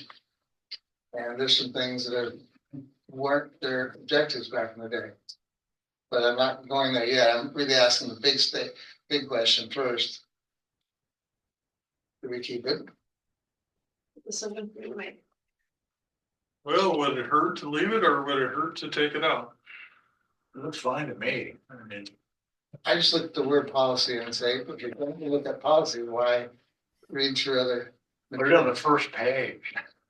You know, but ahead of the policy. This, Right. you know, Yeah, in the introduction. or your profile or demographics or whatever, somewhere. I had a question. Sure, Randy. So, you went through 2, 3 sections up above. Apparently to remove, are they removed altogether, or you said, are they gonna be parked somewhere else, or what's the suggestion there? They will be parked somewhere else. They're already parked somewhere else in the comp plan proper. You know, if you just look at, you know, like the housing element, but we also have a basic intro element, and it talks about climate, it talks about population, it talks about geography, it talks about economics and age of our people and number of things. So should that be where this vision statement is in that section there? I mean, it seems more appropriate to me just at first glance. So, Comp plans, you always have a vision statement in there. right. And typically it's up right up front. You know, So it sounds like you're saying, those are redundant because they're already in the comp plan. Correct, those first 2 sub paragraphs of the introduction that we discussed, the content of those, not word for word paragraph, I believe is already in the comp plan. Kirsten is concurring with that, so. Yeah, and so we're not gonna pull this exact language out and put it in the comp plan, because it will be updated with more current information, but you'll have the very, very similar updated information. About the geography of the community, that, you know, that doesn't change, but, you know, things like like we talked about, the square mileage and. Got it, thank you. Okay, so on vision statement, what are we thinking? Because I'm reading it and I'm just saying again. Are these policies? No. Well, I, you know, like I'm just looking at housing and I like some of the ideas you're telling, Jeff, is like residential housing within the county will primarily occur in the MTAs. We'll have a range of affordable housing, rural and urban housing choices, innovative housing ideas, Sure. But then we get into, we want clustered homes and duplexes, Right. 4 and 5 and 6. You can just strike that entire sentence and not change the vision. Without getting into specifically saying we want 5 and 6 plexes, but don't list 7 and 8 plexes, you know. This will all work, and we just say, look, we want affordable housing, we want the breadth of housing, rural, urban, UGA is the focus. We aren't looking at rural as a focus. We're looking at innovative measures. they'll make it happen. And then the specifics, we could sort of, and I don't know if we're prepared to do that level of striking tonight or not. That's very minute. Yeah, no, I So- am not prepared for that level of discussion tonight, but I see where he's headed. Agreed. And The interesting thing about this, after the vision statement, you've got a little bit of info on urban growth areas, some on rural and housing. So it's like these little summaries leading up to the policies, but it's not a summary of every single one of the 15 policies, just a few of Right. them, because then you do get to the policies, I'll get to them here. And you jump right in, and you have all 15 that you need, and you do go into more specifics. So, like I said, you've got a little summary of a few of them. Leading up to, number one. And when I first read it, I was like, okay, so it's just a repeat. It's starting at higher level, and then a little bit more detail, and then even more detail. You don't need to keep any of those other items, but once again, that's up to you, because you can just start right here with planning policies, and you're gonna cover all 15. You're not just missing housing, because you get into that. it's taken Later. care of down further into the And- document. And by the way, I've opened the one I just had open, but this is not your most current one, but it's in the same Right, numbering and all that.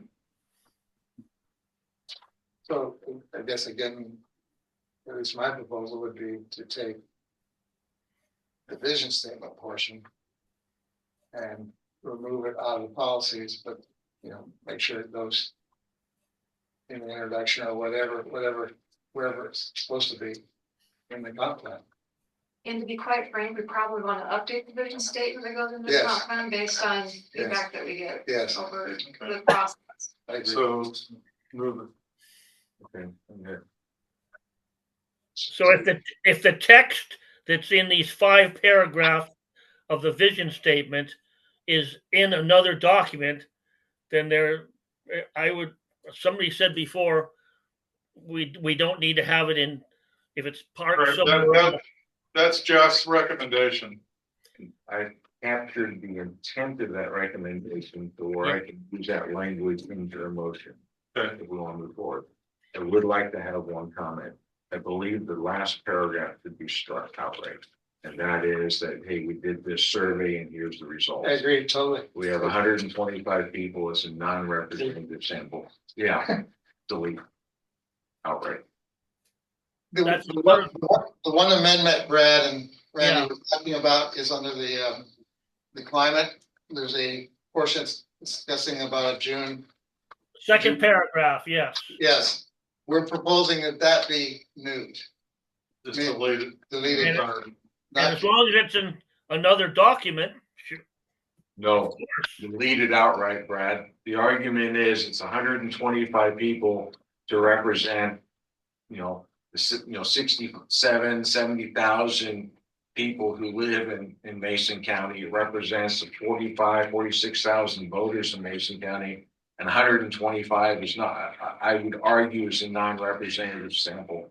Well, and I would say that if you were to strike out this language completely, we could keep it under consideration, but Yeah. the climate planning advisory team is going to be doing their own separate Bingo. outreach. Yeah, That we and can that's, I think so. to help inform It's their not necessary. yeah, the intent, the folks who stated this are represented in other forms. This will go back to, Right.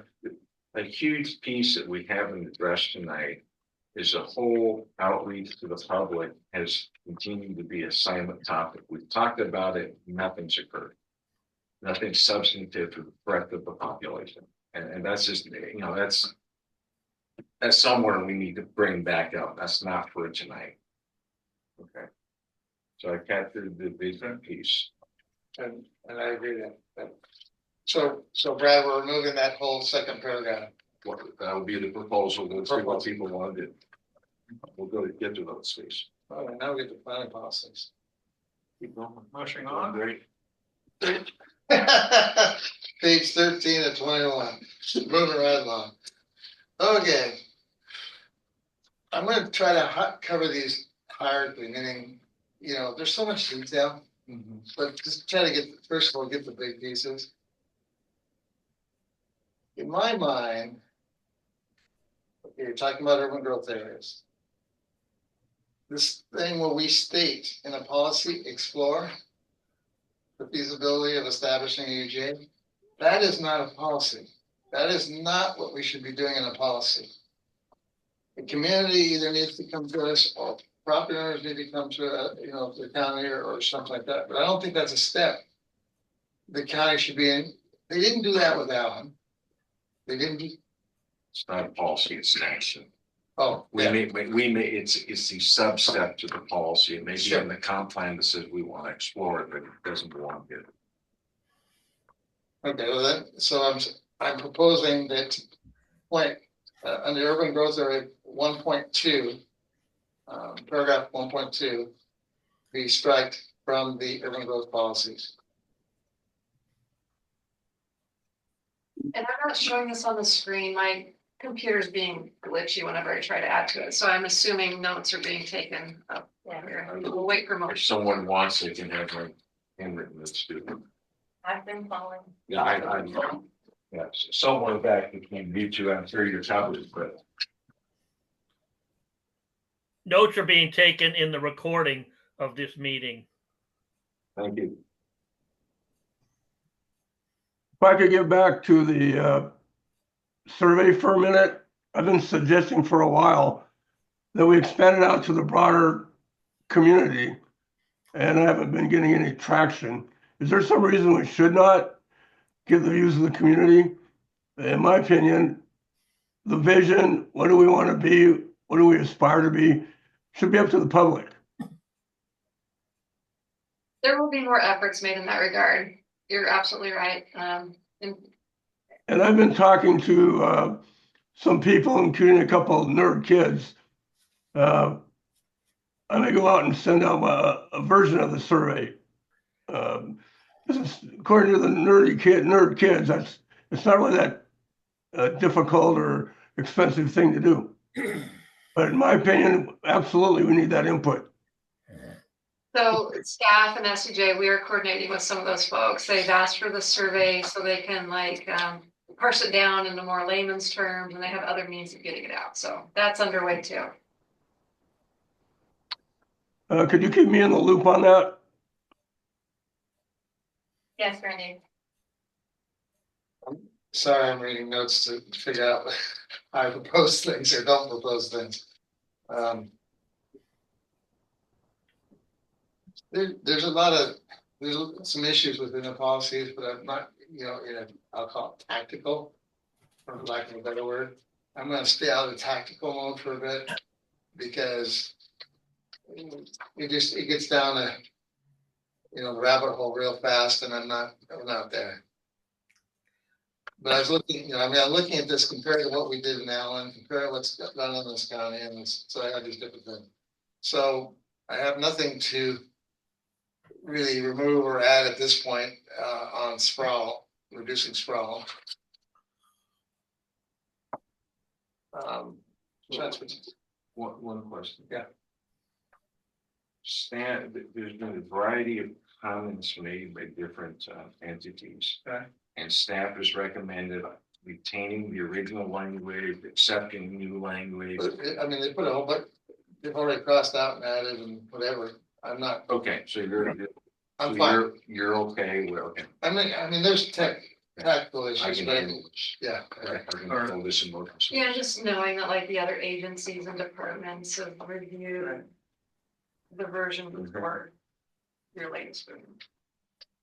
And see, I'm having, part of the problems I'm reading this from a couple different angles. I'm saying, like, for example, transportation, we have yet to take and get this thing figured out for level of service. Like in transportation. So, this is like, actually, I can sum up something.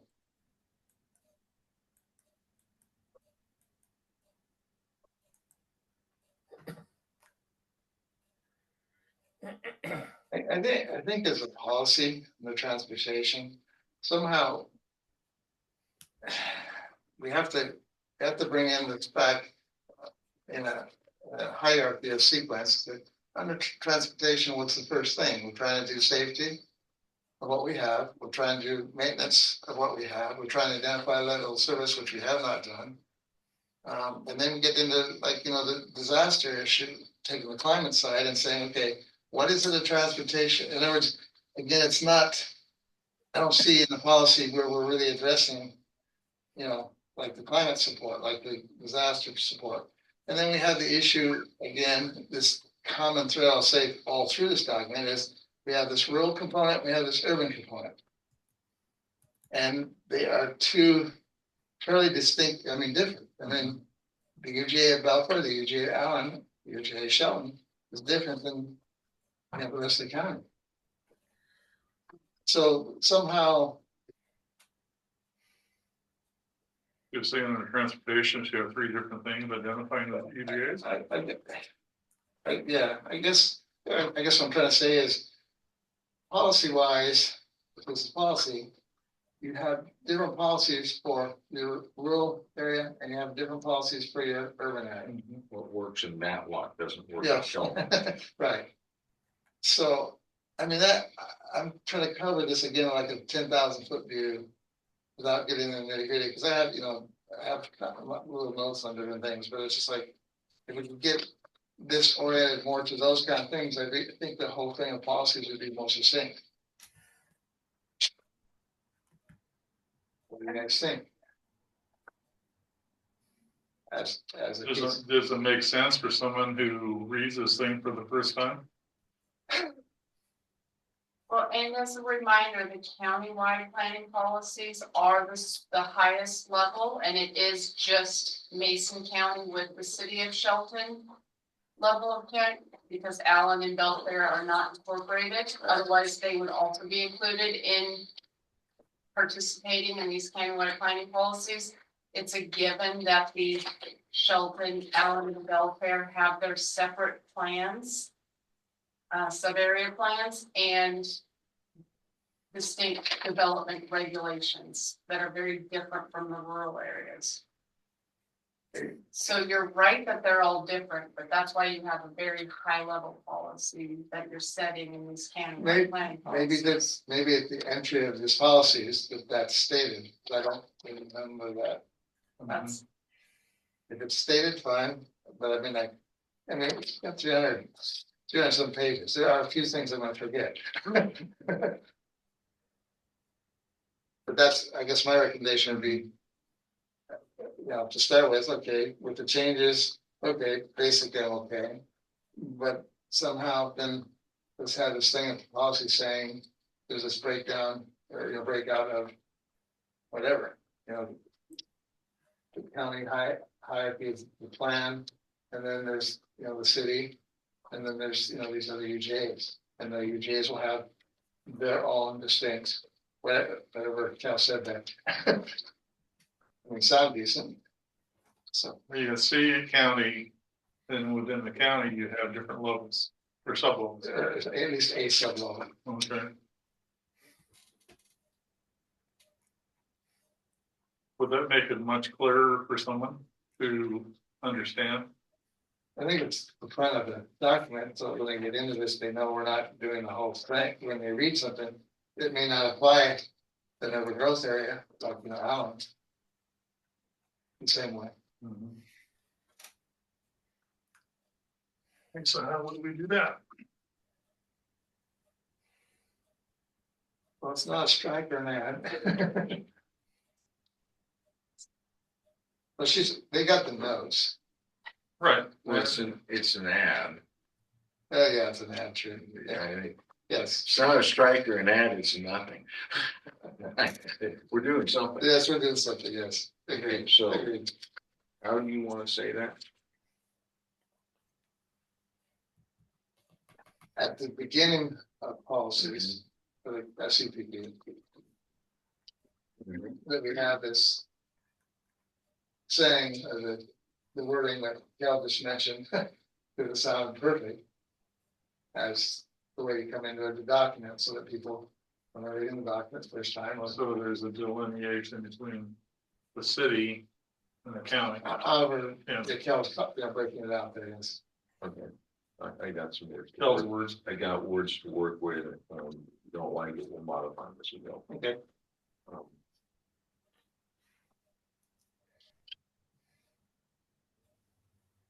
right, so we're through the transportation for now. Moving on to the next page. Which is housing. Okay.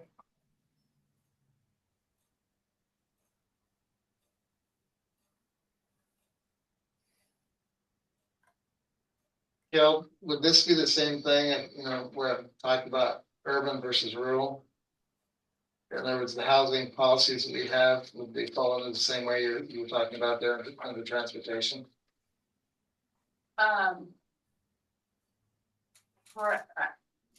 Yes, I mean, all the countywide planning policies are super high level, knowing that Okay, Mason County has these policies, and we know that we have one incorporated city and 2 other urban growth areas, and the rest of it being rural. So these high level policies are setting the stage for Mason County and how we're gonna grow over the next 20 years. okay, And so in housing, you know, something that Harris was getting to earlier about broad, you know, we want to have to allow a broad swath of different housing types throughout the county, right.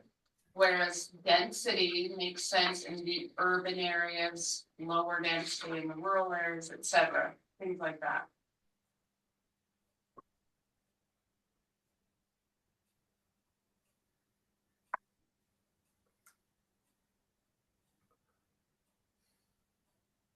Feel free to anybody chip in. I'm just worried that we're spending a whole lot of time just, well, pulling little weeds out of this when this whole thing's a broad overview of it, and it just seems like it's covering most of this stuff. Well, and my own issue there is that we shouldn't be in this. And I'm trying to leave some stuff in here.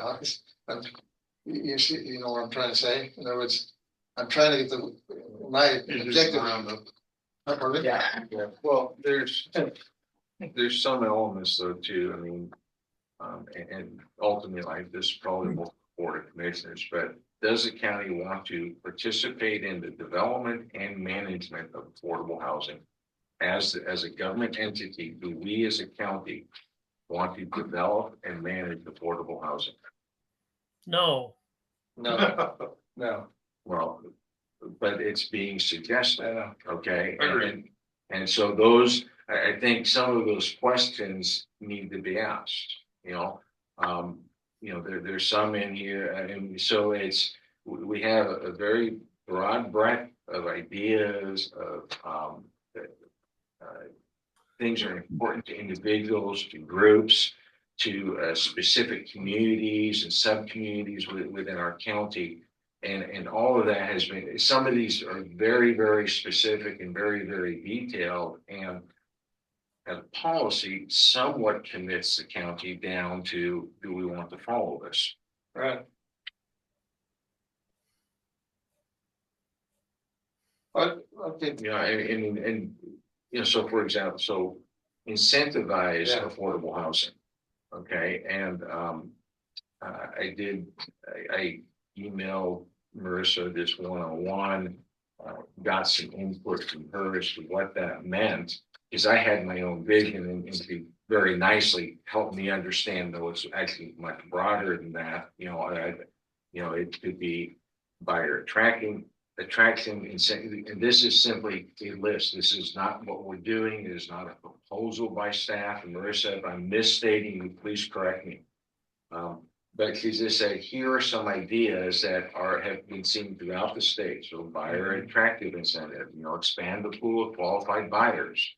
Okay, now how we would do that? I mean, how do you expand the pool of qualified buyers? My credit is X, my income is Y. How are you going to, expand my ability to go buy something? I have my background, maybe I'm missing something, but she listed in this case 5 different topic areas that potentially could be explored. Do we really want to go down that road? Don't know. Again, that's a question for the DOCC.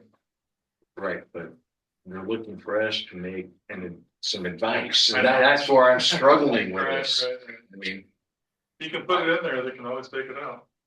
My inclination is always not, is not that, less is more. yes. In other words, another way of saying it also is, I don't believe government should be incentivizing. Okay, is this anywhere else in any document? You're gonna have your housing element of the comprehensive plan, and then I know that separately you have in Mason County. It's the 5-year local plan, which is basically addressing affordable housing and homelessness. That's gonna be put together for you guys soon, and I think it's every 5 years. That doesn't have tons of them though. No, but just in terms of like where policies are found. And if you want to get down to that detail of implementation in your comp plan, you would end up putting in like the listing other partners who might be part of helping to create affordable housing in the community. You would list out any of the existing local housing providers as partners, other agencies that might. That's some of the minute details. Yeah, so So what we're hearing is what Jeff is kind of, and Will's talked about is really somewhere else with the minute details. I'm gonna stop sharing because I need to find Yeah. a more current Well, version that and- folks online want to see what we're talking about, so. And I'm just gonna, so paragraph 4.6 reads, as part of a comprehensive plan or of a comprehensive program to address affordability, eliminate barriers to construction of affordable housing and local regulations and policies prior to adoption of any new ordinance or regulation affecting home building, evaluate the impact and provision of affordable housing options. So my question is, why do we use the word affordable? Why don't we simply, as part of the comprehensive program, address, housing and eliminate barriers to construction of housing on local regulations and policies? Why are we specifically targeting one group of housing and excluding the missing middle? And, Especially since our housing in this county is totally out of sync with that.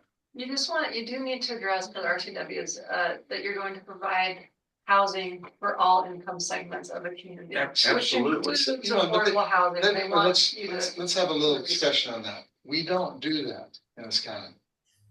It's still just a requirement to incorporate some element into your elements of your comp plan. It means the zoning. We have to have zoning that allows all types. Sure. That it doesn't mean the county has to go out and build, if that's what you meant. Yeah, sorry. Yeah, no. We have to Basically, address Jeff was it. a We bit have to study confused it. and you helped him, clarify and for him. So So the 10 of 4.1 Right. to 4.10, 8 of them specifically address affordable housing. 2 don't.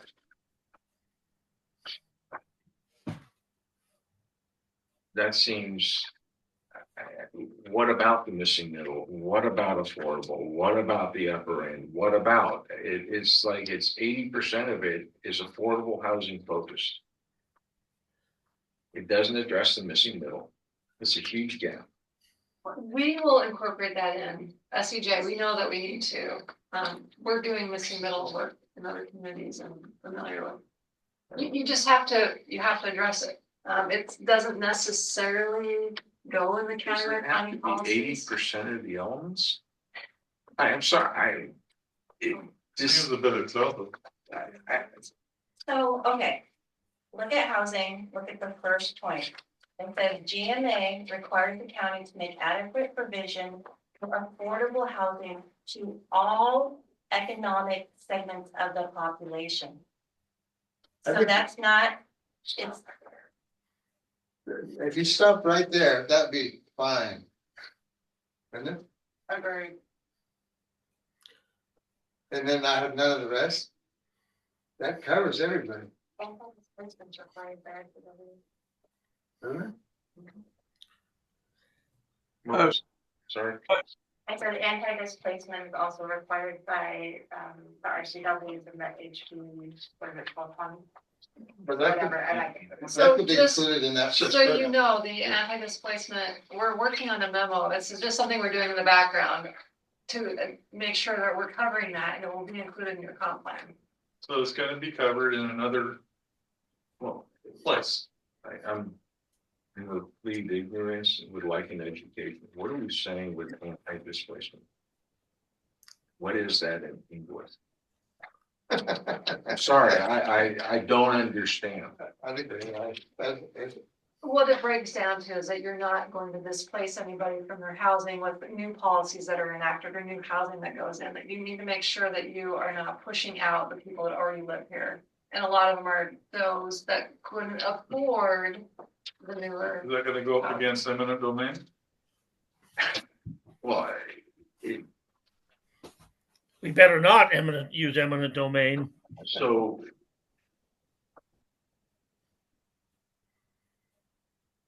Yes, I need to think about this because let's pretend, for example, I'll take my community in Lakeland Village. People are being pushed out because they don't have the money. I know of two folks who have had to, one's mother's had to leave, another couple had to leave because they simply could not keep up with the expense of living here in Washington State in that community. I've met two couples, they're in their 70s. He's gone back to work simply to make ends meet. Their fixed income and the cost of living did not maintain pace with the, I'll call it 10% a year inflation. Realistically, for those families, it was more like 15 or 20 because what they buy, that's what it costs more of. Plus they live in an HOA and it has all sorts of fees. Well, actually, the HOA fees in that community is like $270 a year. It is $20 a month. In relative terms, it's not a huge fund. But more importantly, it's the increase in taxes on the home. It's the price of gas, it's the price of this, it's the price of that, and they found themselves Cost of living displaced. increases, yeah. Or And they have, in this case, I know In two, economic they just left the displacement. state. Yeah, they've left the state because they cannot afford to stay here. So let me throw this at you then. How do we define affordable housing? Well, Yeah, that is a we're great, bracket. that is There's a all great sorts of question. Okay, guys, we don't Yeah. wanna go down that road. No, but in the idea of not wanting or helping ensuring we don't through policy displace someone. So if, for example, if a housing development was approved by a governing body, okay, city, county, I don't care who it is, and it happened to be next to an existing housing development, but this Or new trailer housing park, yeah. basically pushes up the value of these homes. However it works, don't know, don't care. That could be considered, but I guess in my mind, the way I see this is a potential of this decision to go do, put a park in. That'd be a great example. This decision to put a park in, increase the value of these homes, or put a school, increase the value of these homes because of the proximity to this new opportunity. And therefore, we would say that we would not want to do this.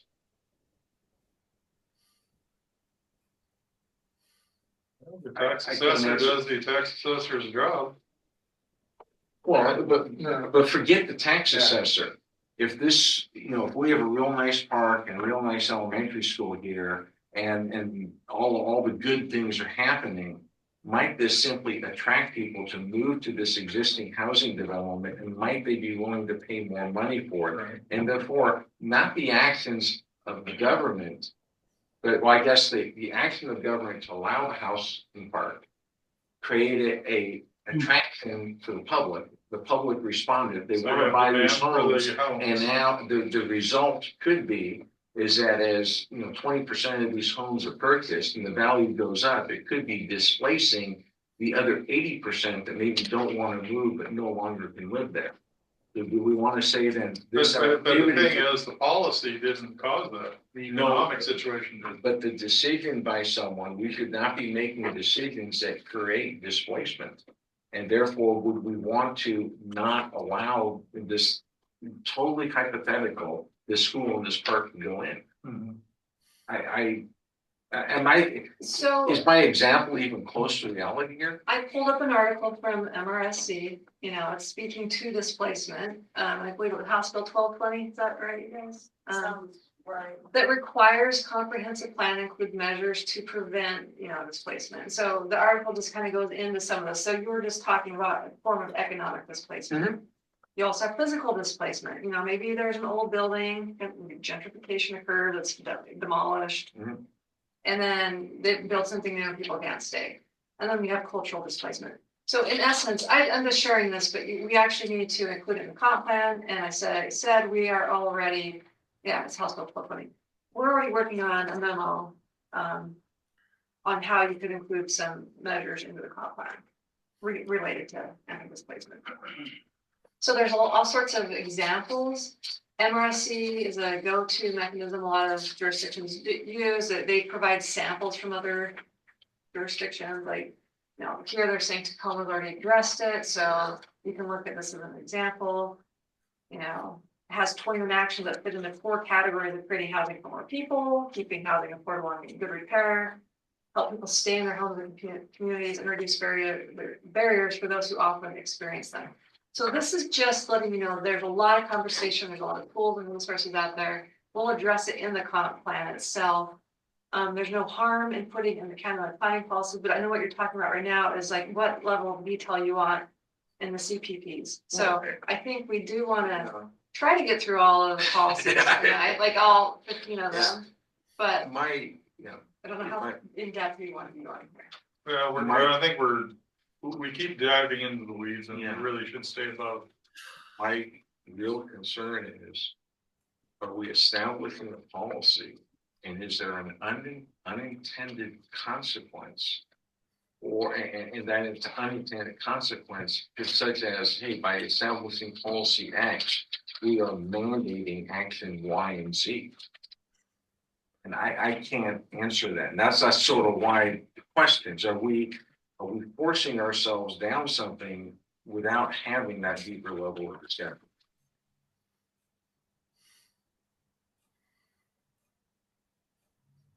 And that picture was that picture Seattle or Tacoma of saying no stadium. I don't think in Mason County we want to. We're not discussing stadiums. No, we're not discussing a stadium at all. Yeah, just as an example that Kirsten brought up. But no, what I'm saying is we don't want to become showing that picture if it was Seattle or Tacoma. We don't want Mason County to become, and I think most of the residents don't want that have been there for any length of time want Mason County to become Seattle or Tacoma. We don't want to have to bring in, or many people I know at least don't want that. You know, I was raised in Tacoma, but we came to Potlatch here in 1954, and that was our second home. That's our vacation home, and we don't want it ruined by having to become. If we follow all these policy suggestions by the King counties, then we'll become a crap hole just like King counties. Well, Brad, if I may, the good news is there is no growth projection that would provide us into the density in that's the city or in any area of Mason County. So I agree with you, but I think that's truly something we don't have to worry about at this time, or based on current projections, likely for many decades. Actually, for probably longer. I just want to close. Anyway, mushing on, guys. So I guess, okay. So hearing what you're saying, but trying to figure out how to summarize it at the same time. So if it's covered somewhere else, then just reference it. I guess what I'm saying Would is that be the right thing to do? fine. I don't have a problem with that, but yes. Don't have the same verbiage in 2 different documents. Because if you have to modify it one document, you don't want to have to modify the others. Yeah, you don't want there. That's, you know, Right, so I am.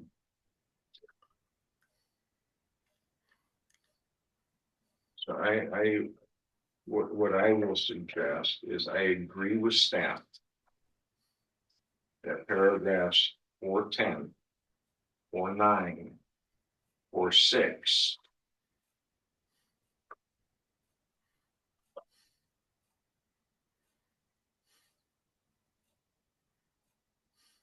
Two, we either use the original language, or if it's new language, do not include it at this time, and that is aligned with staff recommendation. And for paragraph 4.3,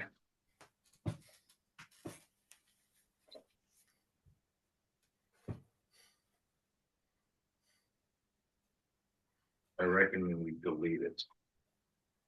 Have no issue. 4.3 deleting. Have no And issue. then, yeah, 4.2, 4.6, 4.9, 4.10, it's, some of it's use the original text, some of it is the original text didn't exist, therefore it goes with delete. Some of it is move it over to comp plan space, not plan space, not CPP space. Did you say eliminate 4.9? Original document language, not modified language. The county will, No, okay, the original language, the county will Consider direct participation. will consider. So it's 4.9 gone or what was? I recommend, yeah, so staff says use the original, I think the original has direct participation. I would delete it. But that's really, I guess, the board of commissioners if they want to go down that discussion. We could recommend deleting.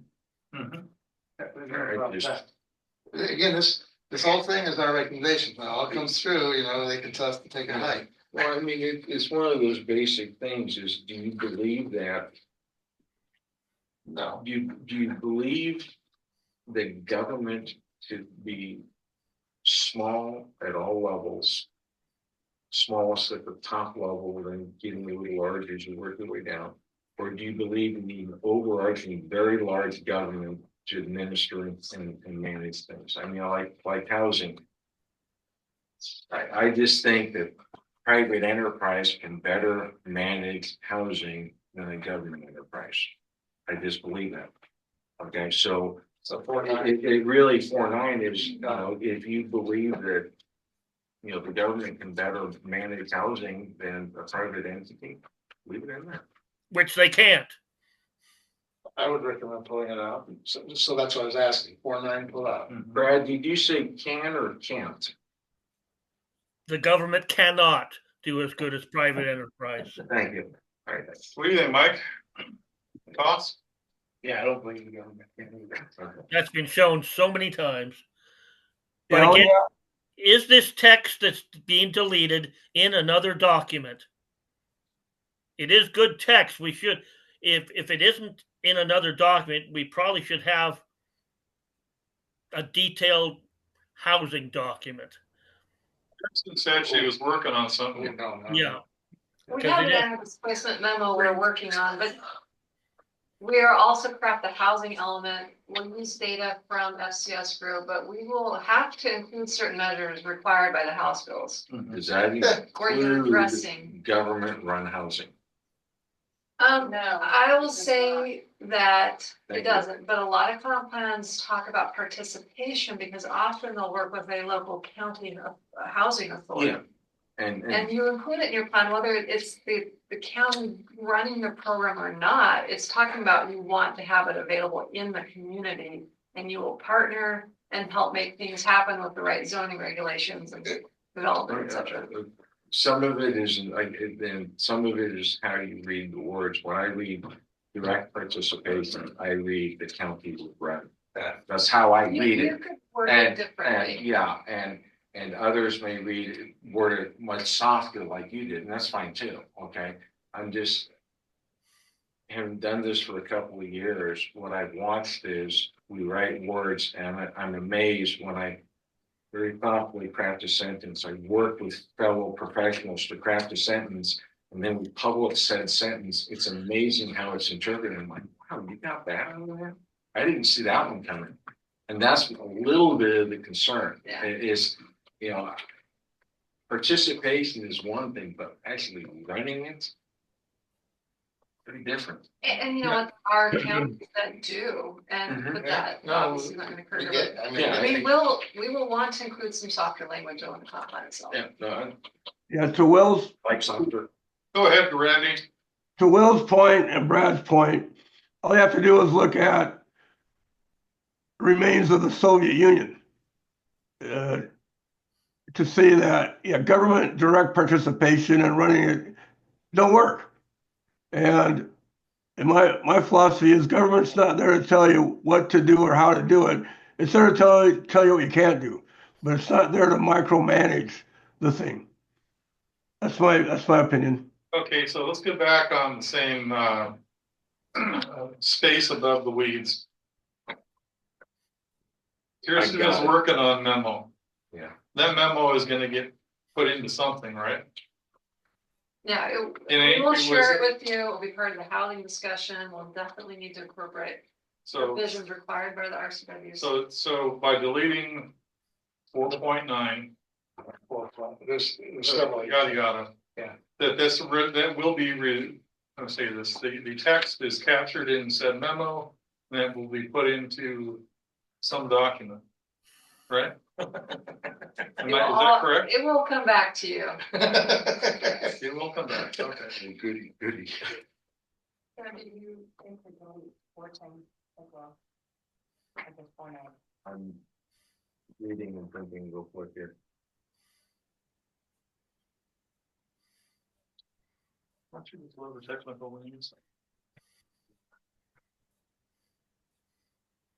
It's okay if it comes back to us in that, so we know that it's in another document. I'm going to agree with 10 as is. That would be my suggestion to the PAC, because the word should. Housing plans and policies should Fine, I agree. prevent Yes, and mitigate physical, economic, Fine. cultural displacement of low-income households due to planning, public investment, private development, et cetera. Yeah, we should, I we wish I should could do say that. fine We and should do move that. on.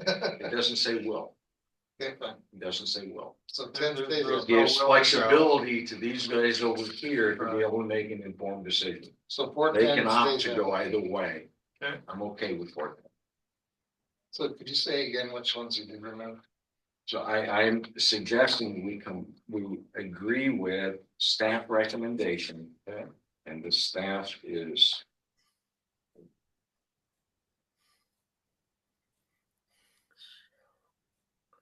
We use the, okay, as I said, marketing. 4.1, I recommend the original language, not the staff recommendation. Okay, the original language. Okay. 4.6, don't change it, original language, staff recommendation. 4.9, we're gonna recommend delete, staff recommends original. 4.10, we're okay with. Right.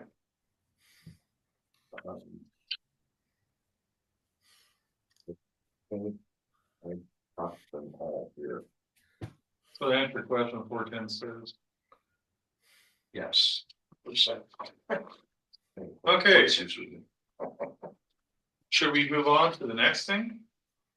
I think we're now, eh?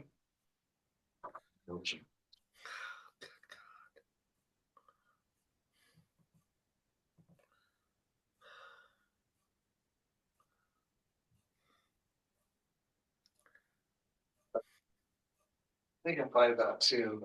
I've seen this number of things and it's all through the comp plan, okay? And this is the conflict in this county. Where, okay, so we talk about maintain and enhance natural resource-based industries. Okay, you know, that's fine in my mind. For timber, agricultural, fisheries. But mining is a different animal. It doesn't grow back. You know, you can't cultivate something back. It's not a renewable. Right. I don't have a problem with where the mines are today. But, you know, I think we got enough of them around here, but I don't have any trouble where they are. But I don't have trouble with people operating. I'm just saying that if you're trying to enhance, when you look at the RCW language and you look at this, if you're trying to enhance mining, then you're going to be mining a lot more. Okay. Well, but no, mining does, if a mine is depleted, then the company has to reclaim. So I mean, mining is no different than from forestry. I mean, you have to replant trees, you have to reclaim the land and put it back in a form. I mean, I don't know if we have any open pit mines, but that look pretty bad, but they must be reclaimed. I think Jeff's point is if I cut a forest, if I cut 10 acres and plant trees in 40 years, I have trees again. If I take those 10 acres and I mine out, you know, a few million cubic yards and I plant rocks, in 40 years, I'm not going to have more rocks. Yeah. That's the discussion, I think, is that trees grow, but once you dig a hole, you have a hole. And the hole doesn't fill itself in by planting rock seeds. Okay, but That's the issue. I got a question though, does the rest of that paragraph address that issue? I mean, if it says discourage incompatible uses, if mining's an incompatible use, then we're discouraging. So do we have to manipulate this language? It seems like it's covered. Yeah, and actually the state law requires that the county look and that we preserve and protect the natural resources, which includes mining in addition to timber and agriculture.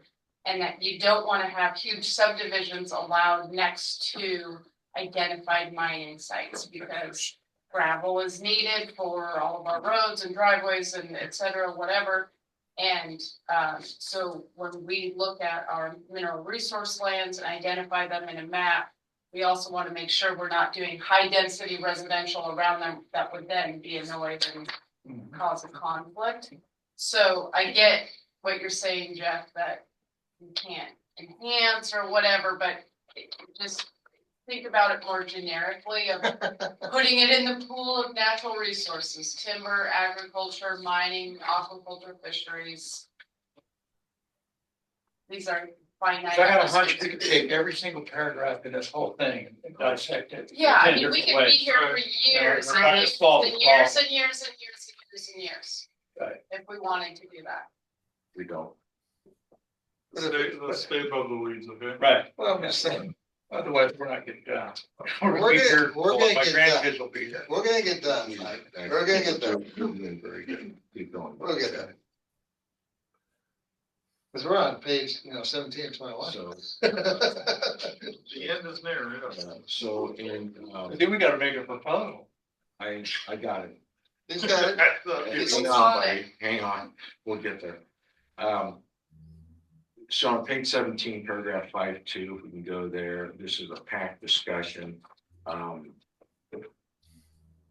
So it's, there's some recommendations for deletes in here.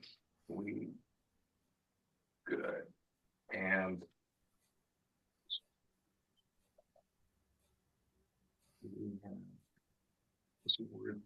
okay, the end of 5.2, Mason County Climate Justice is recommending to add the sentence, support natural resource-based industries if towards more sustainable and regenerative practices in the context of a changing climate. And staff said, talk about that. their recommendation. The climate's always changing, it always has been changing, so I don't know how we incorporate it. Or even say acknowledge it, yeah, we can acknowledge it, it's been changing for 1,000 No, no, years. I mean, yes, I agree, but I'm saying acknowledge it in the text. That would be the only difference. And so the staff recommend incorporating the, Staff recommends PAC can discuss. okay. So. What is the discussion is the question, Well, yeah. and that are actually, excuse me, that's the action. So does So say the line, so say it say, again, If I please. may. So, yeah, and I'll give you my comment. So the sentence reads, support natural resource-based industries to shift towards more sustainable and regenerative practices in the context of a changing climate. My question was, what does this mean? Again, it's sort of, someone help me out as to what is the act, so I'm a natural resource-based industry. Give me an example, and then what am I shifting towards? And I'm just gonna turn to my head. What's that plan to us just to address that? I would say smart person in the back room, help. So for example, because of climate change currently, there's more carbon dioxide that's getting dissolved into the oceans, which is making our oceans more acidic. That has a big impact on our shellfish industry. That's because it makes it harder for Pacific oysters, which is the majority of the oysters in our shellfish industry here. We're the #1 county in the whole state in terms of oysters, number 5 in the whole country. So Pacific oysters are spawning oysters, which means that the baby oysters have to both feed themselves and grow their own shells out in the open ocean. Unlike Olympia oysters, which are native oysters and are brooding oysters, and the baby oysters are developing inside mama oyster. Pacific oysters are particularly vulnerable to ocean acidification because they don't have enough energy as the acid levels increase in the ocean to both feed themselves and build their shells and rebuild them as they're getting eaten away by the acidity in the ocean water. In contrast, Olympia oysters are brooding oysters, and it's a different kind of calcium in the adult oysters, I believe. Don't quote me on that part, but it's easier for the young oysters to develop inside mama oysters because they're protected. So there's two types. There's many things that the oyster industry talked about, and I'm not an expert in this, but having been a former employee in the oyster industry, at least two of the things I've heard about is considering a shift from Pacific oysters back to the native Olympia oysters because they're less vulnerable to climate change. Another piece that, say, Taylor Shellfish has made a video about looking into is using technology to find out where ocean acidification isn't even everywhere. There's some places where it's more dramatic or less dramatic. So using technology to figure out where can we grow oysters versus where we currently do and where will we need to. So do we have industries in Mason County that's causing said acidification? Or is it say acidification being done or being caused elsewhere and due to tidal surges and stuff coming to us? So ocean acidification comes, actually, do you want to answer this, Al, or do you want me to keep going? I can answer it. Yeah, go ahead.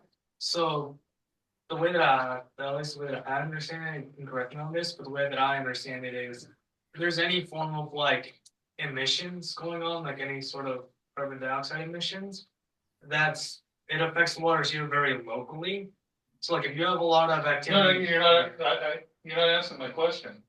Is something in Mason County causing that, or is the acidification being caused by somewhere else and it's coming to us? It's caused everywhere. It's caused everywhere. So you've answered my question. Including Mason Including County. here. So, Which okay, is also. you've answered my question. Thank you. No, but that's not the full answer to the question. You've answered the question. Thank you, Bob. From my perspective, what I'm hearing though is okay, we're gonna have a shift towards more sustainable and regenerative practices.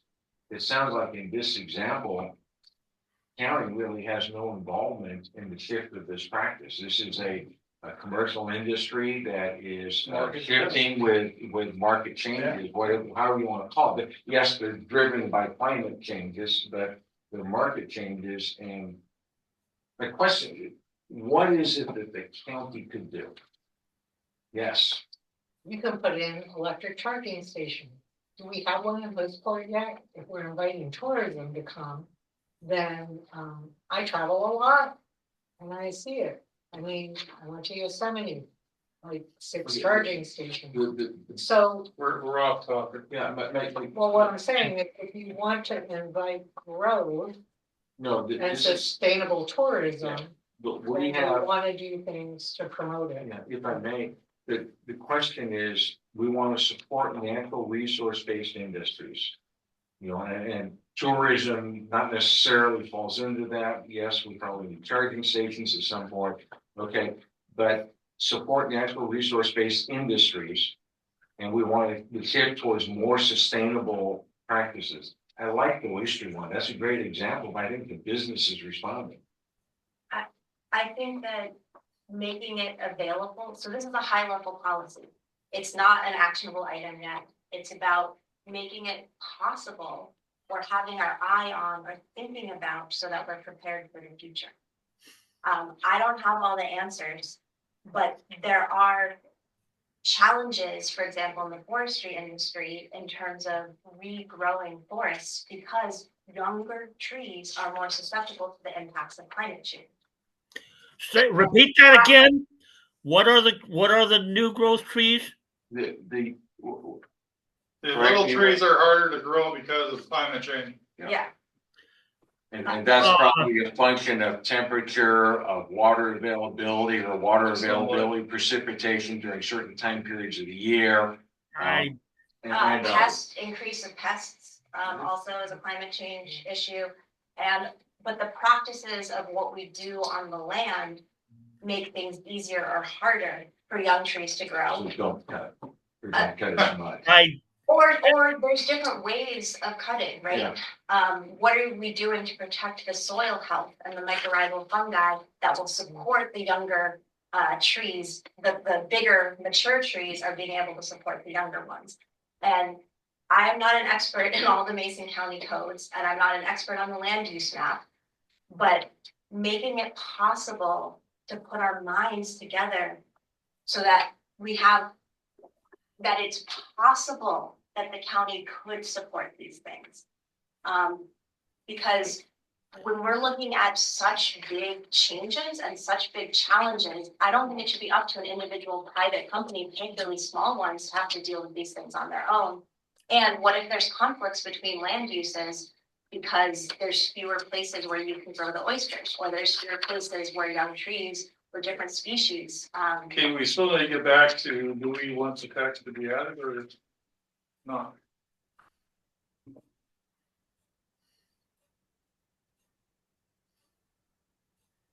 Brad, what do you think? Repeat that question. The question is, do we the text one. recommend the addition of the text or not to 5.2? And can you reread the text as well? Yes, I like the verbiage that you said for that. For renewable type. Yeah, the sentence reads sustainable natural resources over. Yes, yeah. Yes, I like that text. Okay. I would say add. Okay. Randy? I'm good with that. Okay. What do you guys think? Yeah. Sam? I'm fine. Yeah, and my comment is again, we're talking about, big shifts in the climate. Depends on the model, depends on the time frame. There's lots of depends on that standard, and so depending how you want to look at it, it's variable, but no, I'm fine. Doesn't matter. So, got it, okay? Just a 10-second aside on the trees, which I know a little bit about, having been making paper for my entire career and taking that renewable resource. You had, I don't know who it was, you that were the female that was speaking about the young trees not growing well with the old, or I don't know if you mean environmentalists are not liking clear cutting, which that's way because Doug fir did not grow, the young trees did not grow well unless we clear cut, simulating a fire that nature generally used to get rid of all the large trees. So to have the sustainable trees, that's why Simpsons and Weyerhaeusers and things always clear cut and then replant. Thank you for the insight. So Too many environments think it's ugly to clear cut, but that's the best way to grow the young trees. on environment, on economic development, Yeah. What section? and 5A. So staff sees no conflict with the suggested changes. Here's my question. I got two parts. One is, do we want to specifically state support schools in the expansion of home economics classes, including sewing, woodworking, farming, or gardening? My answer is no. Make sure civics.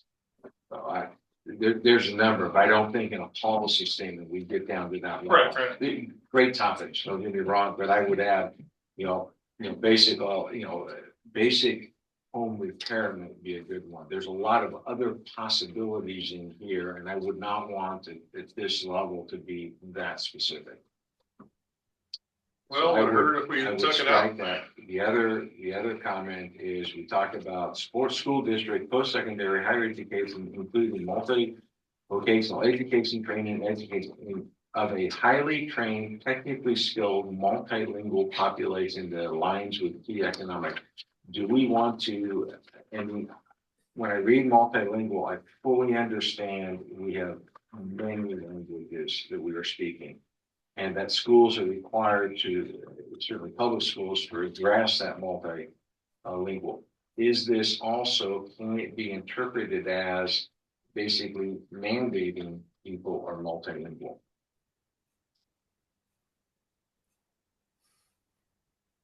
Yeah, we're in America, speak American, take out multilingual. If I may, United States does not have a national language. That's true. We do not. So please, we have personal biases, but that's not why we're here. Our nation does not have a national language, and we recognize many languages and we respect those. Thank you. Well, but staying above the weeds. Okay, is that tax really necessary into the policy? For economic development, not in the context of what the county has to do. I mean, personally, I think business is going to go that direction by definition. I mean, just look at many of we have so much that's multilingual now because that's what our population is. We are self-adjusting all by ourselves. I mean, we just are. But I'm saying, as far as From a policy standpoint, looking at this particular paragraph, I would ask that. Can't we just put a period at the end of efforts and take the rest of it out?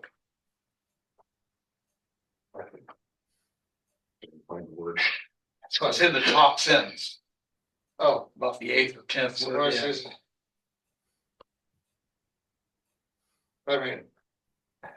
Can we cover it with that? I would carry it on through and include VOTAC and education, but I would certainly strike the last sentence. I think that's way too specific. But I'm saying, or we significantly expand. I mean, we're looking at a 30,000 foot unit. Keep getting down into that. No, and I'm fine with totally gone. Or how about just add the last sentence to the end of the technical and trades. No, where was it? I lost my technically skilled population. I'm in favor of deleting it. That's Jeff. 5.8. But Kirsten, you said it was it's gonna be in comp plan? I said if you chose to remove it right now, well, I'm expanding what I said, you could put it in the plan, and you probably want to expand on it in the plan. Which would be the appropriate place to do that? It would Well- certainly be easy to add it into the economic development element of the comp plan. If, I'm not telling you what to do, if you No, choose no, to they remove would- it right now, it can be. What's doing is negotiating. I We don't wanna get rid of it. We need to put it somewhere. We don't believe it's here. I think in the economic, what I would suggest in the economic development comp plan is when we talk about the expansion of, educational processes, whatever that is, wherever it is that we align that to, what I'm gonna call the dot map that UBC is developing that looks at different potential industries that are coming in. They're gonna focus, and it focuses not only on the skill sets needed, but the quantity of those people with those types of skill sets. And I think we could likely enhance that by other alternatives, such as, there's, and you'll see lots of comments in here from MCCJ on gardening of home growth of food sources, expanding that, sustain that self, I guess reliance on oneself. You're not relying on your neighbors, so your own, the war garden, if you will, World War II type of sort of reference. I think we could expand some of those skills there too. But I would really economic development focus towards dot plot and what we see as possibilities to grow the county. And then we help our working force and our youth grow into those, and we provide those opportunities, and then we can add other areas like that for self-development. That's where I would see that, but in comp plan space, and this might not be in economic development, it might be somewhere else. We'll figure that out. All right. I agree. Too specific. I would support deleting that last paragraph. And we don't know what's going to come in down the pike. Could be a lot of other things, like was said. And at this point, I think just leave multilingual in unless someone disagrees. Well, okay. Well, are we taking, which one are we talking about? 5.8? 5.8, yeah, leave multilingual in. Oh, I thought we were taking it out, the whole thing. No, Okay, fine. I think there's particularly the first two lines. That's I think fine. There's That's great. Like It's really good to say education, how are we growing our youth, how are we preparing them to our friend in the back who says, I want affordable housing. How do we grow your skills and support? Stay on Thank you, target. sir. Let's stay on target here, okay, guys? That's what I'm saying. I tapped him on the shoulder. I know. Okay, He's not a hologram. yeah. Property rights. I have nothing to change there. Okay. Permits. Oh, good. Let me catch up with property rights. Uh-oh. Well, that's what it.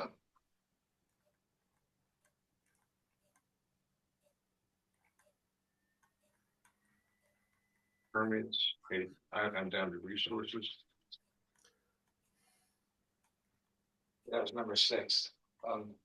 Well, you look at that, I look at this. So you're on property Right rights? one night. Do you have anything on property rights? No, Do you have anything on permits? no, 8, that's in the resource industries. I'm looking. There are, Actually, moving back to permits, general writing, you don't have, if you only have 7.1, you put that in the previous paragraph. You don't have a 7.1 without at least a 7.2. Agreed, Brad, and I'm confident MCJ will work that in their, We'll move that up, yeah, so move 7-1 up. MCJ will handle that in tech. You just asked me for change. That's all. Okay, We're good. so resource, yeah, Good discussion of the Kirsten, great, yeah. commission, so. you're Thank you, computer, Brad. like, you don't need us. So go ahead and. So, Resource? yeah, do you have anything in? No, because we already had, Okay. we already did So that. there are, MCJ in section 8 is recommending in 3.4 that reads ensure safety and ensure safe and healthy working conditions and living wages for all workers in the natural resource industry. Okay, staff, it's on the spreadsheet. No, it's not. Staff is suggesting not adding this at this time. It is already mentioned in the economic development section. So I agree with them, but I just want to read through it. If it's already covered in Section 8.5 is another one. Ensure natural resource industry practices are compatible with the county's climate resiliency plan. And it goes on. Staff is not recommending it will be addressed in the climate chapter. I would concur. If there's any comment, please speak. Otherwise, I'm just going to keep reading. That's 8.5. Okay. Yeah, so you're looking at the matrix, just to clarify, Yeah. folks, and if your staff proposed not including it, it didn't make it into the Word document that's on the screen. That's why I don't see it. That doesn't mean some of these ideas won't be incorporated at a deeper level. Yeah, they're People captured in the other matrix we Yeah. made tonight, we'll just keep all of that. Yeah, Plus, okay. we're getting notes from tonight. Yeah, no, but we have covered it, we're moving on. All right. 9, open space, you got anything, Jeff? Okay, well, you're thinking, so there is, I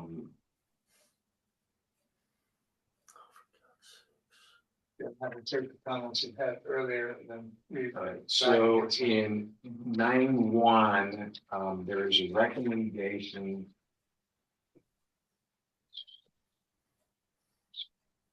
Okay, there's a recommendation by MCJ to add 2 sub-bullets. Staff is recommending that we not do that at this time. One sub-bullet is mitigation of climate change impacts. Second sub-bullet is consistency with environmental justice principles, including access for and the priorities of vulnerable populations in overburdened communities. I don't have any, I concur with staff. Any alternative ideas and thoughts? Because I read this, I don't have that. thought. Yeah, well, Because they. Staff says no. So. They tried yeah, to. there's a, okay. Then on 9.2, the staff recommendation is the PAC discuss this one. And that is at the end of 9.2, which reads, provide access to public open space, protect environmentally important areas without compromising private rights. And the comment is or treaty rights. Add or treaty rights is the recommendation from MCK. I'm sorry, Mason County Climate Justice. My apologies.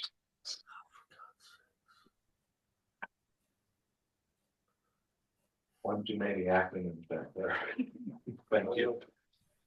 And well, I don't see any problem with it. I think, and look, they're part of the community. And you know, it's like, well, we're talking the county comp plan in the end, you know, what Grace Harbors, what Kitsap, what Pierce, what, you know, Thurston, what the other counties do also. I mean, if they're totally out of sync with what we're doing, and I'm assuming they're not, I'm assuming there's some coordination either here or at Commerce or somehow to where we generally align. You know, our tribe members, those nations are a member of the broader community. You know, while there's a magic line on a map, that doesn't mean our community ends there. They're American citizens too. Absolutely. It's like all of us. So, I have a little different okay. point. I mean, I don't disagree with what you're stating. I don't disagree at all. Question I have is open space is both private and public?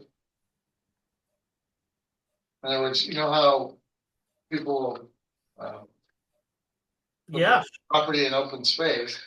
So most definitely. when they do that, part of that agreement, does that agreement say that they are giving permission for people to go on that property? No. This, Yeah, I'm sorry. No, yeah, this specifically says public open space.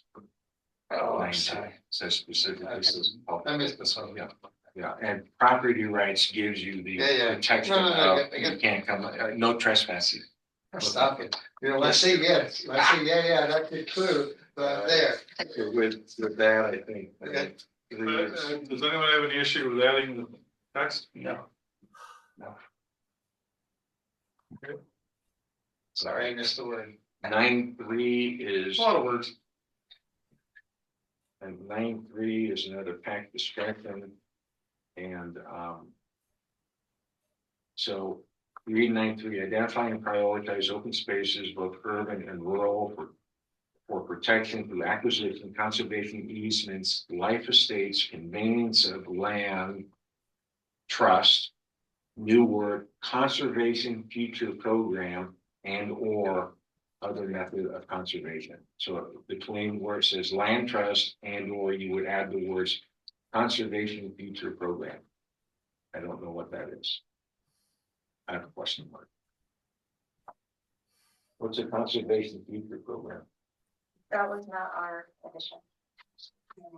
That's awesome. We had other things that were additions, but conservation future program was not it's ours. not from a Okay. different agency. All right. So, well, that's, okay. Some of the Let me edits see are if I ours. can- I can speak to those, but not that part. Yeah, no, that's fine. All right. Okay, so, What's their It could staff potentially recommendation? be like, I have our items on radio. okay, so MCJ, if I have this right, and correct me if I'm mistaken, filling out. So like the last part of 9.3, it says third that private property rights and treaty rights are protected. So it's the words of and treaty. We added for protection and the word acquisition. And we added, actually, I don't have it in color, I have to pull it up. Actually, give me one moment to pull it out in the document. What's where I the can see the matrix difference saying? in color, and then I'll tell PAC you which one discussion. we added. I mean,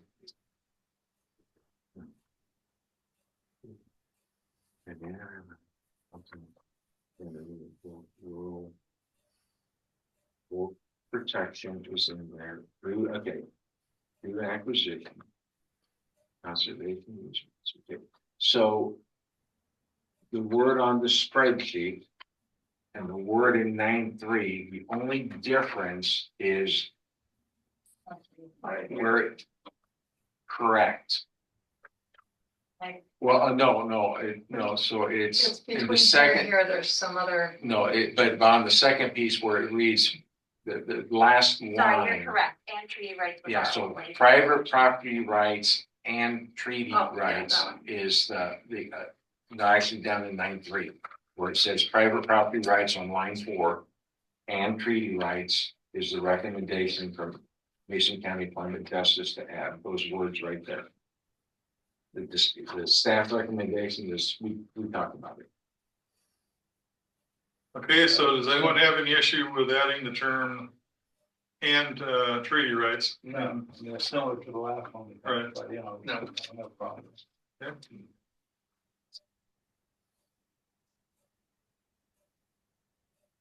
Here, are we done with 9.3? Next.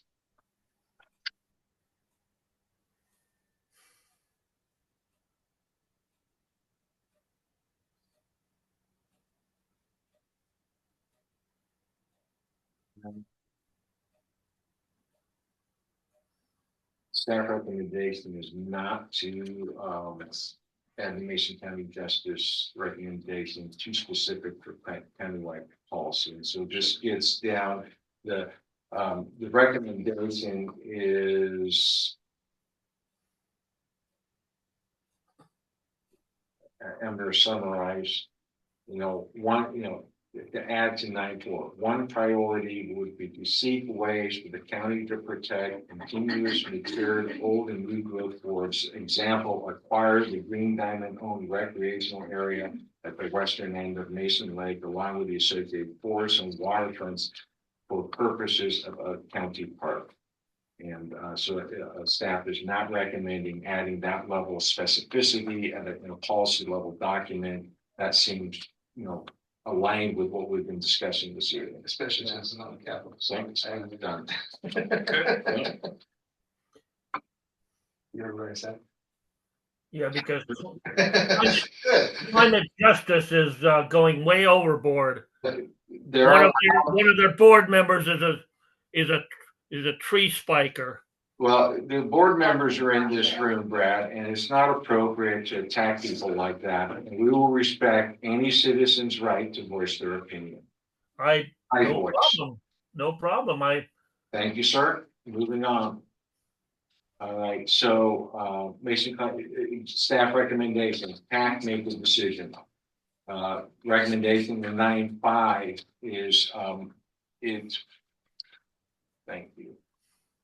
So this is a read, encourage retention / maintenance.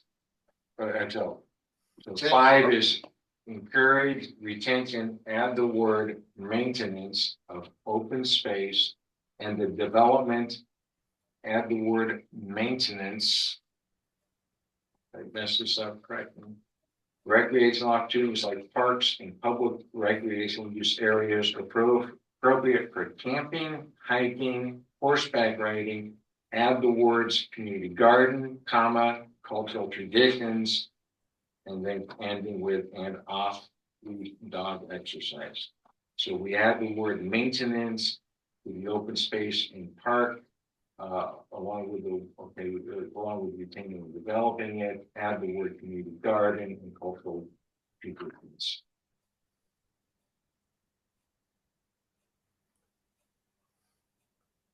The horseback riding and off-leash dog exercise seems to be too specific, and those could do. Horseback riding can destroy some trails.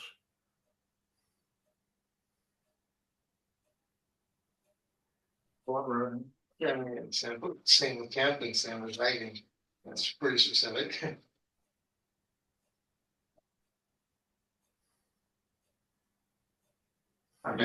Do we simply end it with public use recreational areas? Period. We don't get into camping, horseback riding, community gardening, et cetera, et cetera. We don't need all of you. All right. Okay, the recommendation is to delete everything after, Yep. whatever the, what was Recreation area. I got it. Okay, you got it? All right. Yeah. All right. I agree with that. What was the other something on the making? I would say add. Thank you. I would say added. It may. I mean, if we're going to build it, we ought to maintain it. It makes common sense. Okay. And It's probably capital facilities, but the real challenge is in the Put it in there. There's more requirement than there's resource. Right? Yeah. That's a separate yeah, discussion. that's not going. That's a policy. These folks If you deal build it, you gotta maintain it. Will's correct. Thank you. Okay, so we're on the number 10 environment. Or not? Because I can't quite tell. Yes, we're on number 10. 9.6. The answer is PAC make a decision. Okay. And there is no 9.6 original language. And this is from Mason County Climate Justice. Add 9.6, create public and community access to land for the purpose of growing food. Read that again, please. 9.6, create public and community access to land for the purpose of growing food. Which land would this be? And then this is Give the an open example. space. Open space. Okay. So already Mason County Climate Justice has a community food forest in partnership with the Hood Sport Timberland Library, which is public.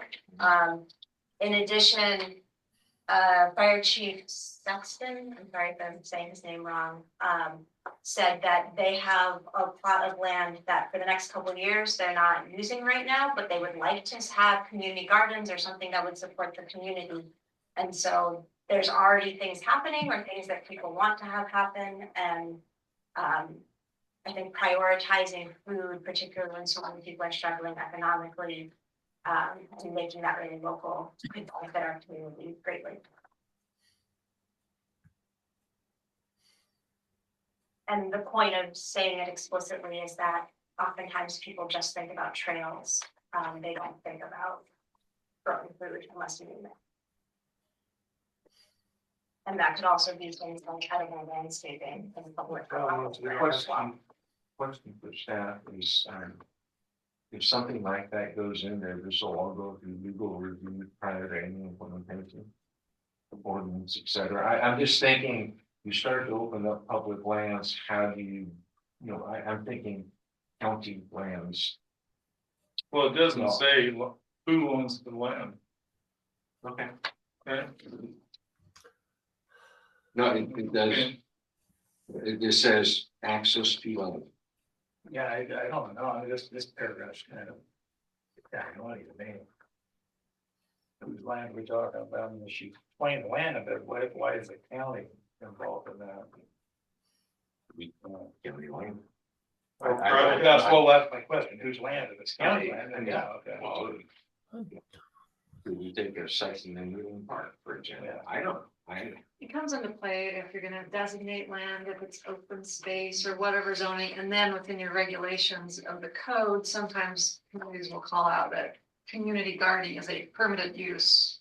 Or not, or they'll have some urban agriculture kind of. Yeah, I mean, that's language in there. Or regulations, and so like having a policy leads to you having those kind of implementing strategies.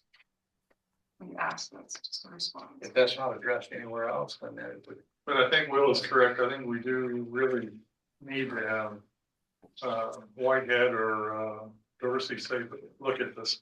Well, I haven't come up with that. I mean, I'd like to think they're going to gander at this before we put a major policy out. Well, did they look at everything that we changed and look? I mean, typically when we have something like this, when we adopt a comp plan, it gets adopted with the ordinance. That's always reviewed by our legal staff, and we work with Tim in a way that it's, we send stuff over to him all the time. And when we have issues that we're like, hey, we need you to look at this more closely than you might just sign off and trusting us, so we can note things where it's like, hey, take a look at this, or, so if this is a place that we want to flag, Marissa can, when we get to that point, when we adopt, we can make sure we pass it through. I think that this really should be looked at by legal. So the recommendation this time is to. What do you guys think? I mean, I'm speaking to myself as a person, a commissioner. Because I myself am owned it. Leary. When we just say land, I mean, like Mike said, whose land? I mean, and just back to what Kirsten said, this high level policy. So when we get to the development regulations, it's like this policy supports that we would allow this in these particular zones. This would be an allowed use. So if a private individual group, etc., or a parks department wanted to do such type thing, we'd say, yeah, the zoning allows you to do that. It doesn't require it. And I guess that one too is, I think I understand the intent. It's what I do in my greenhouse. It's tomatoes and this lettuce and squash and things like that. But there are those that, and this is where ordinance would have to get later on, but is cannabis a food? I have no idea. You can eat the stuff. I know you can make brownies too, but all that aside, are the, there's, you could go down all sorts of swirls right now. fundamentally don't have a problem with it, but it's the unintended consequence. Right, that's what I'm saying, I'm worried because Yeah, I mean, this is we what can I say do in the this, and if backyard, someone decides they wanna grow, whatever, you know. or demand water, or encroach on somebody. I mean, you start, it can get squirrely, but that's beyond the If scope somebody of wants the to put a discussion. tomato patch in the park next to my house, which is owned by the HOA, does this No, policy that's- allow that? That's No, private it does land. not. It allows us to put in, into zoning regulations that it's a permitted use if someone were to, request to do it, or even just do it without it being, someone enforcing on it. I'm not saying, I'm sorry, I'm just not seeing anything nefarious here, but. My brain- Well, as Will says, unintended consequences. And as to marijuana, we already have regulations. There are very different marijuana regulations for private grow, Thank you. public, I mean. Okay, no, I haven't, that's not growing in my backyard, so I don't know about any of that. Listen up to It's that. growing in my backyard. Legally, by the way. That's perfectly okay. Not right now, of course. Yeah, no, So, We're finding out things about. more importantly, finding out a lot about ordinance or about each All other, right. and we are So- very frankly, while it's supposed to. So this we are goes into very policy, effective which in then getting begets, So Tax nine ordinance. six, create public community access to land for purpose of growing food. The PAC suggesting that I incorporate and says motion at some point is to. Well, you just said, there's a word you just said that caught my attention, that's create. Should that be changed to allow? Create sounds like somebody's gonna create it. Who would that be other than God? Use guy. That's what we say. Yeah, it's. Create doesn't create. No, That's true. I don't care, allow. Yeah, I mean, again, it's something that create via an ordinance process.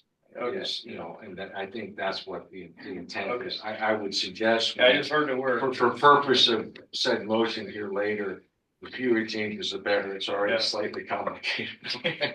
So the question is, does the PAC want to include this or exclude this? The recommendation is we make a decision.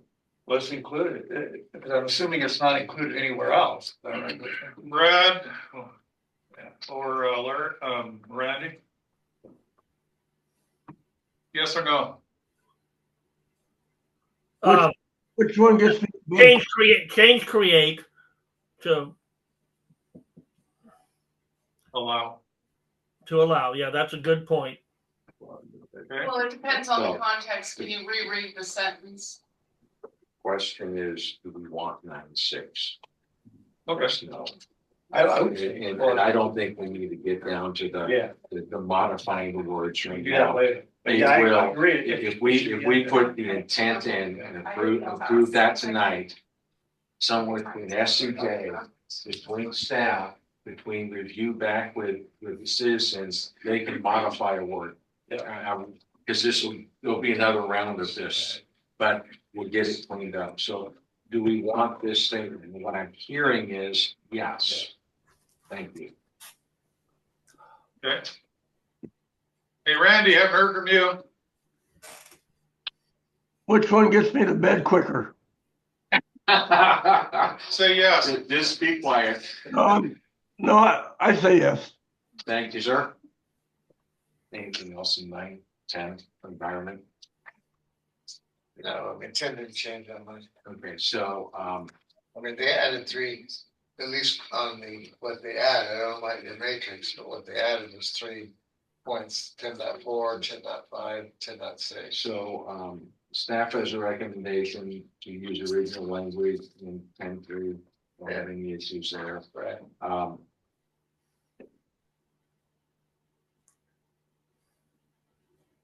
10.5 is, the recommendation is don't add the detail recommended by MCJ Alliance at this time, but we can deal with that later on in climate or within comp plan direct. That's staff recommendation. 10.6, have to make a decision, and let me see if I can. Okay, so 10.6 is actually 10.7. So 10.6 is up here. A new one recommended by Mason County Climate Justice is plan for and implement cleanup of Mason County's contaminated sites.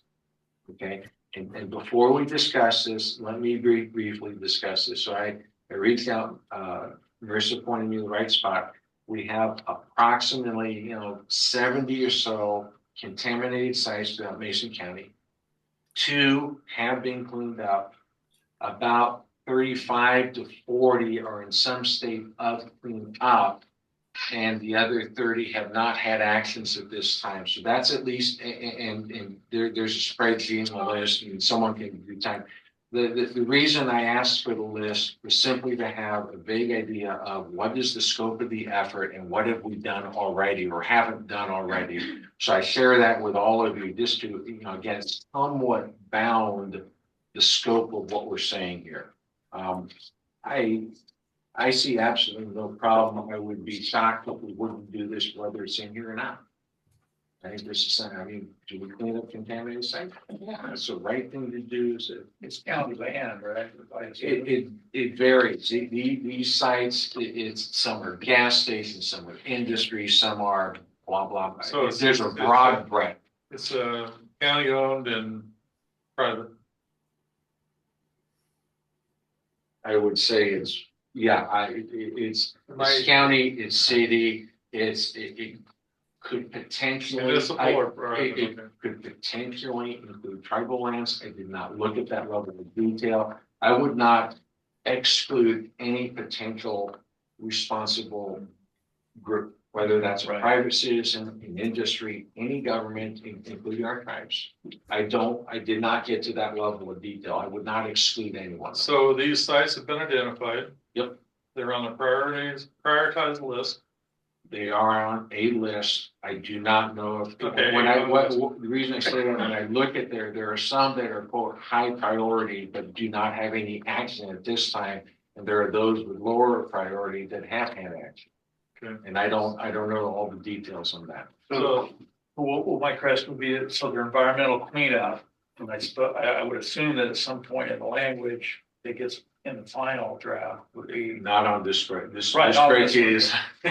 But at some point, if it needed to be coordinated with a higher level government agency, then it would be. Can a smart person in the back address that at all?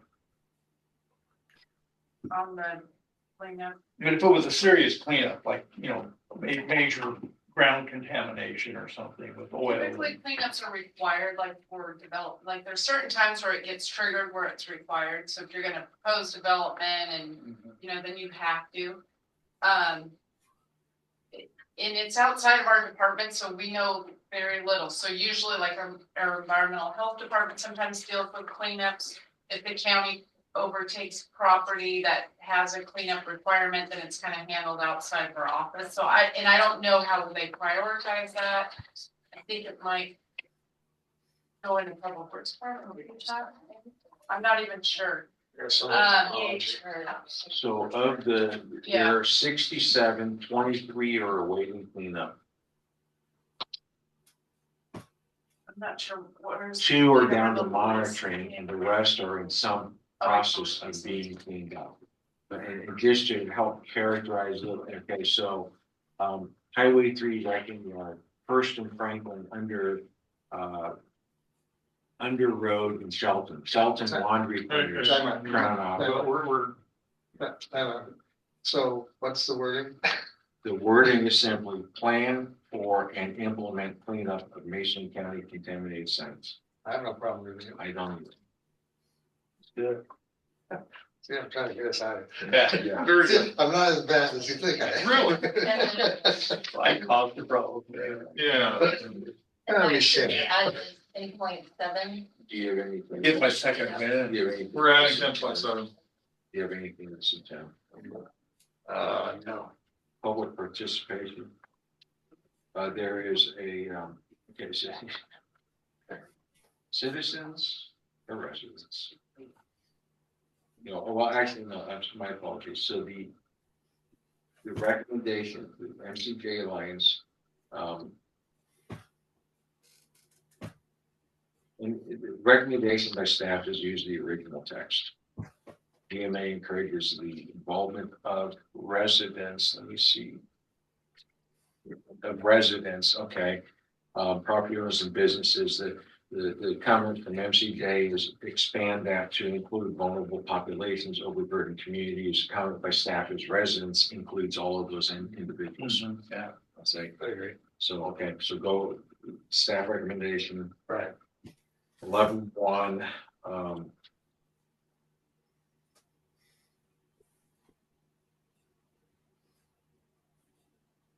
is after the word property owners and before business owners, add the words workers, nonprofits, community organizations. PAC make a decision on this revision, the staff recommendation.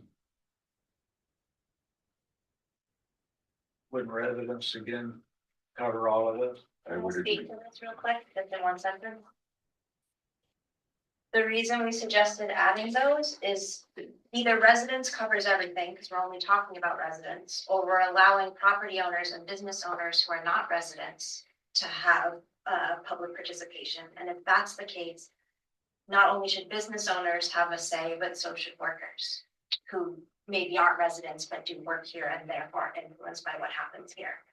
And if we're allowing business owners, then we should also allow nonprofits and community organizations, just for parity, so that we're not privileging a certain economic class over others. We should probably have government organizations and schools and others. Open to that.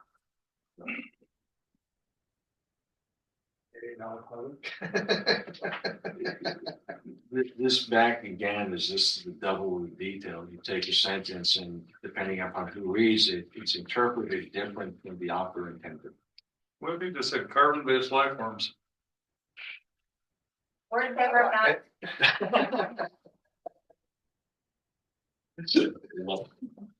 I get it real tight.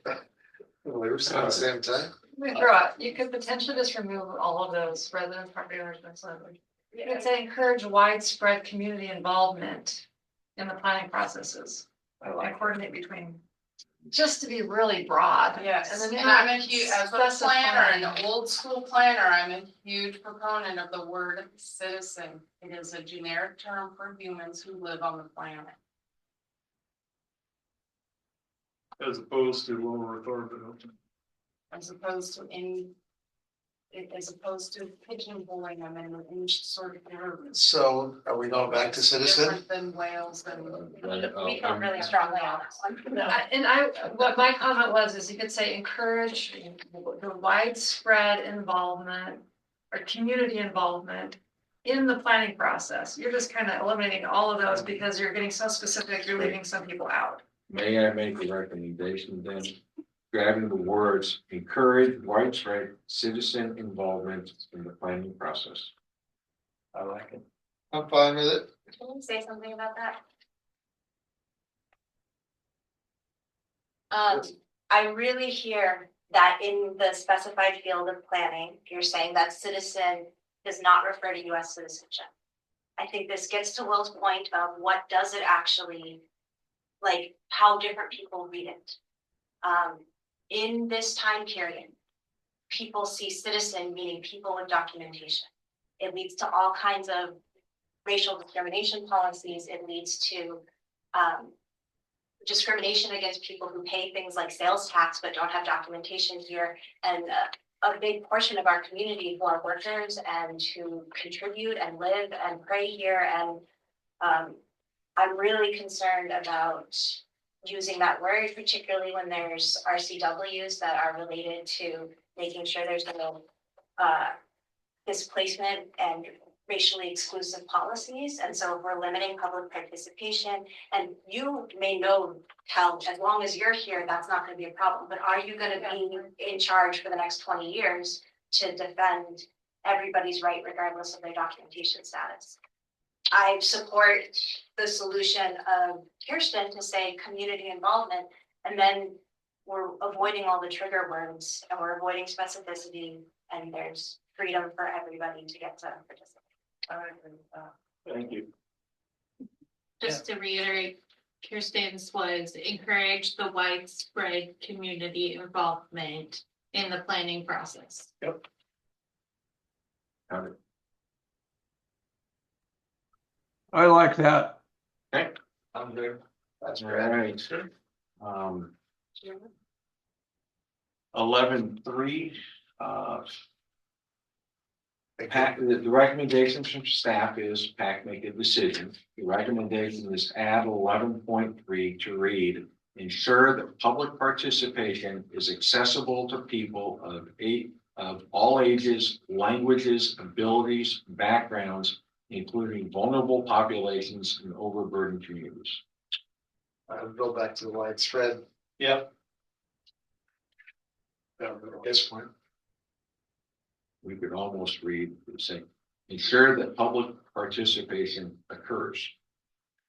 I mean, or is involves so all community members. Well, we have the widespread.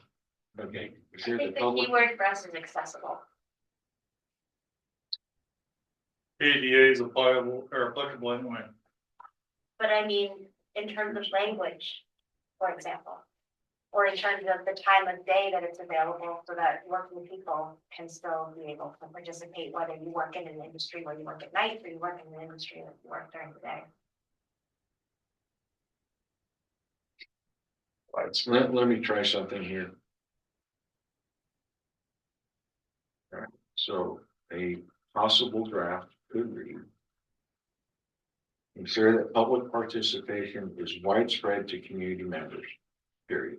Okay, and so that leaves it wide open to who a community member is.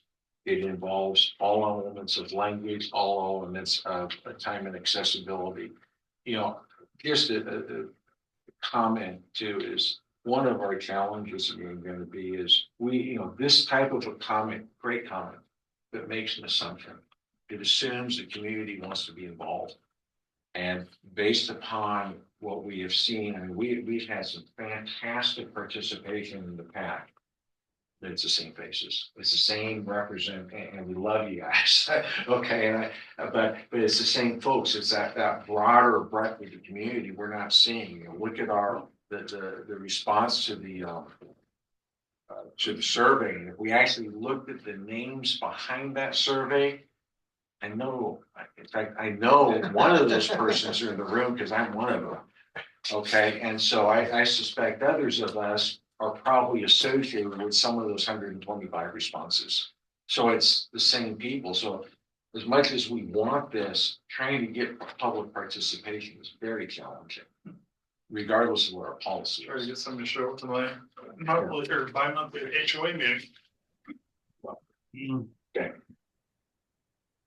But talking about the 125,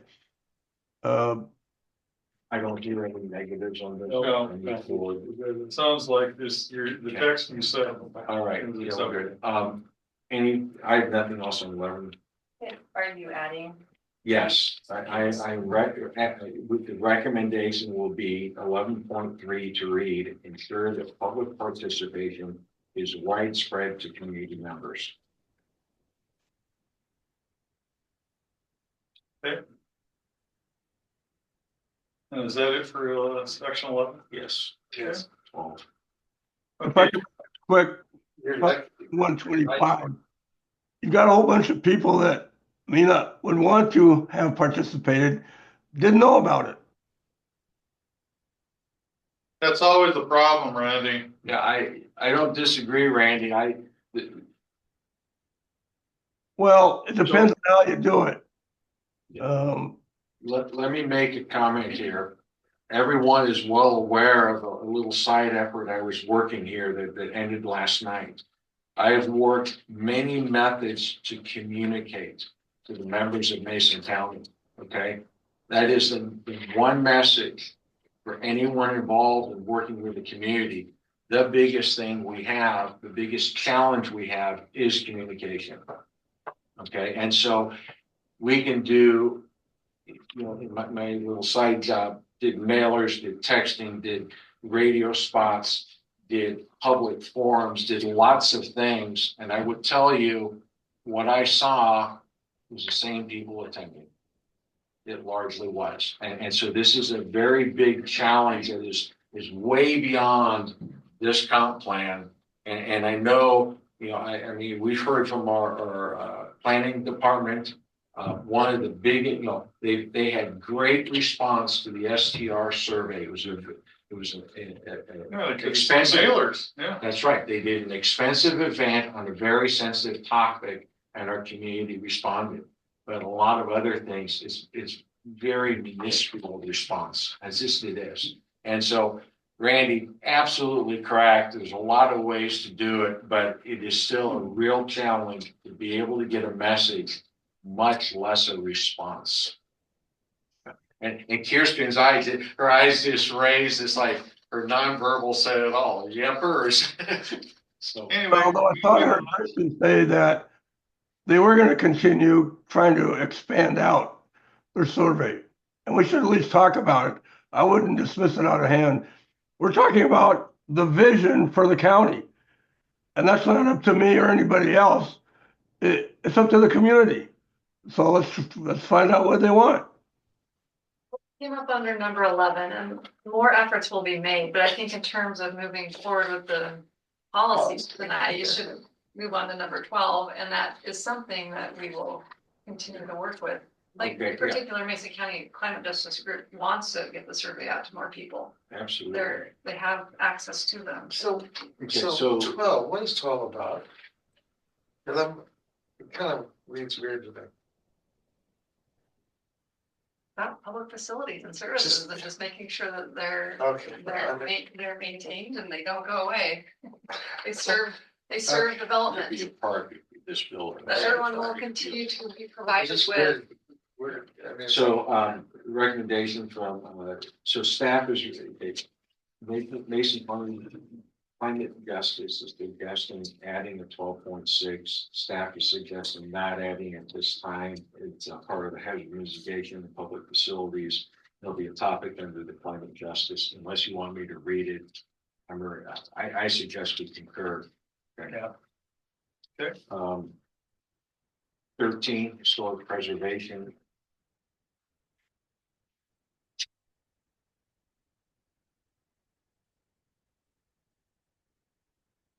There's a recommendation to add the word ecological in this, in the very first element of historic preservation. So the unnumbered paragraph, staff is not suggesting adding the word ecological for the fact that the commission didn't make the suggestion. but they're adding cultural. The cultural is already in there, I believe. Well, it's added. That was Yes. proposed by the Historic Preservation Yeah. Commission. Yeah, but I mean, cultural, I would agree. So the recommendation is don't add ecological. Let's just push back and remove on to 3.2. 3.2 is 13.2, you mean? 13.2. Thank you, sir. And then 13.2 is add the word ecological and cultural as recommendation. Staff is recommending adding the word cultural, not ecological. Let's just push back. Okay, 3.4 is, Did you make it on waters? my apologies. What about water? Oh, thank you. There's also in 3.2, thank you, Julianne, is in the beginning where it says identify and encourage the preservation of lands, sites. Recommendations add the word waters, lands, waters, sites. and structurals that have historic. So, and again, the staff recommendation is okay with the word cultural. Staff is also suggesting not adding that too, and it's just because it didn't come directly from the Historical Preservation Commission, and I don't know if they have a way of reviewing, like something set up to review that type of site. So, and our suggestion was just based on the fact that a huge percentage of Mason County is water.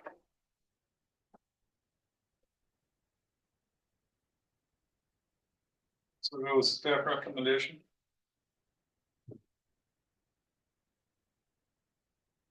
No staff, say that again. Whatever staff said. Staff, I don't know how to get do water yet at the moment. The recommendation is from Mason County Department of Justice is add 13.4. Okay, and staff is recommending not at this time, you're not adding this. This scope will be identified as part of climate element. The post 13.4 is identify lands, waters, sites, and structures that are vulnerable to climate change impacts and create a climate resiliency plan for them. And like I said, staff is recommending we do that under the climate elements. And that was under 13.4. Yeah, that's it. That doesn't exist. Yeah, under this. and I would, Yeah. I would, because Okay. we're talking about historical. All right, 14. 21. Okay, so the recommendation is create a definition for climate resiliency. Staff is recommending that does happen at the start of the climate work. So that would not be included here, but would be included at a later date.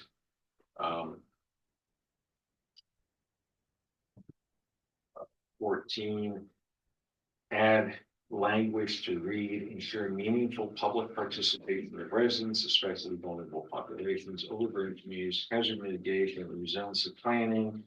Staff is not recommending this. It was already discussed in the previous public participation section. We just covered that. So unless there's pushback.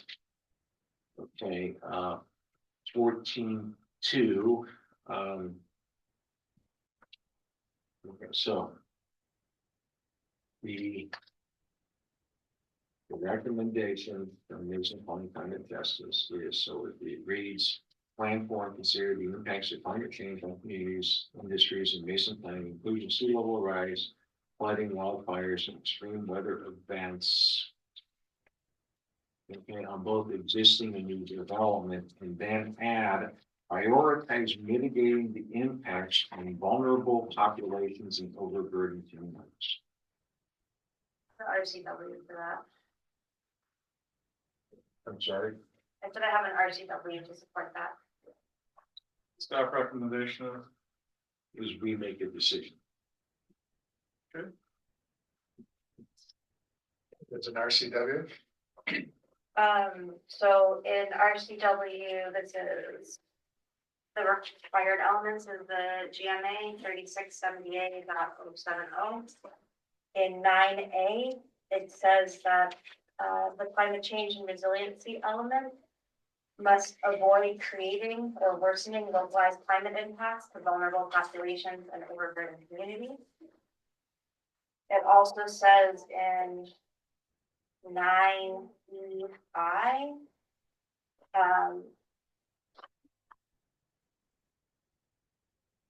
the resiliency sub-element must prioritize actions that benefit overburdened communities that will disproportionately suffer from compounding environmental impacts and will be most impacted by natural hazards due to climate change. And in EII, 9EII, it says a natural hazard mitigation plan or similar plan that is guided by the RCW 3670A020 that prioritizes actions that benefit overburdened communities. If it doesn't do that, then the county or city, quote, must supplement the natural hazard mitigation plan accordingly so that the adopted resiliency sub-element complies fully with the substantive requirements of this subsection 9. And I have looked through the entire hazard mitigation plan, and there's nothing in there that prioritizes actions that benefit overburdened communities. In the description of the hazards, it talks about sometimes how overburdened communities are overburdened, but in the action part of the plan, there's nothing that prioritizes overburdened communities. And so this suggested addition supports compliance with the RCWs, all the quotes that I just read. So read the language again, please. Prioritize mitigating the impacts on vulnerable populations in overburdened communities. And that was for 14.2. Yes. And Adding that to the after the new development and all that. right. And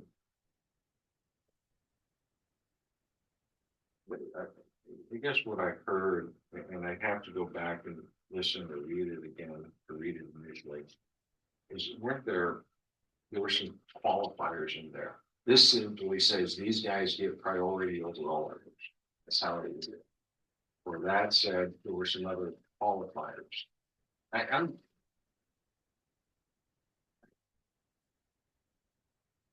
And this is not covered anywhere else in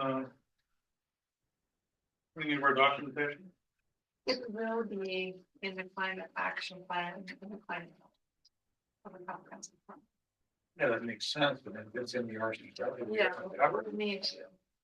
If you're concerned about the word prioritize, you can just put in there, consider measures to address It's- this, or you can say. This is a much deeper socioeconomic discussion because I've looked at some of the other web tools around the Mason County Climate Justice has suggested I take a look at it. And it has a lot of other factors in there for consideration, so such as, so we've talked about sea rise and those types of things. This other website includes things like, high school, graduation rates, and it talks about disproportionate incomes, and there's many other factors, and ultimately, I just haven't had the opportunity to sit down and talk with And people. that has what bearing on this Well, particular paragraph? No, my question is, overburdened or vulnerable, you might be vulnerable because you're on low income, or maybe you don't have the high school education, or one of many other socioeconomic factors. So it's part of the solution to fix that problem. There's lots of other questions in this much broader discussion that we haven't had yet. So, But we're trying to, if I understand it correctly, you're saying prioritize. From the RCW is giving a priority to these. yeah. And of course, RCW doesn't bring money either. Yeah. Well, there's one other that I'm going to suggest is plan for and consider impacts of climate change within the planning period on communities. That's a huge statement because. Yeah, what's the planning? Well, our planning period is to basically 2035, where we're 45. 44, yeah, so we're looking out 20 years. But if you look at sea level rise and some of the potentials, the real issue is in the latter half of the century. And it also, again, the UW tool will tell you that is where they believe there is the least amount of accuracy. If you will, there's the most broadest degree of unknown, even given the planning factors that they have. We that's good. We still got a much through here. Well, that's why I suggest adding the words within the planning period to bound the climate change. Or are we going to plan for 2100 climate changers? Or if we have an ice 2200? age. Yeah, I mean, Or there's an asteroid coming up April 13th. well, that's not Really? climate. That's not April? climate, though. That's a hazard. We're changing the climate, yeah. Okay, so Will has a recommendation. Well, one, we still needed to prioritize and mitigate the impacts on the vulnerable and overburdened communities. And if you add your text, Which would be, say, impacts of climate change within the planning period on communities. It would be both of those. Treat them as one, treat them as separate. I just need to know what to write down. Okay. Shoot them all. One. And do both then as a recommendation? I didn't hear anyone saying no. Okay.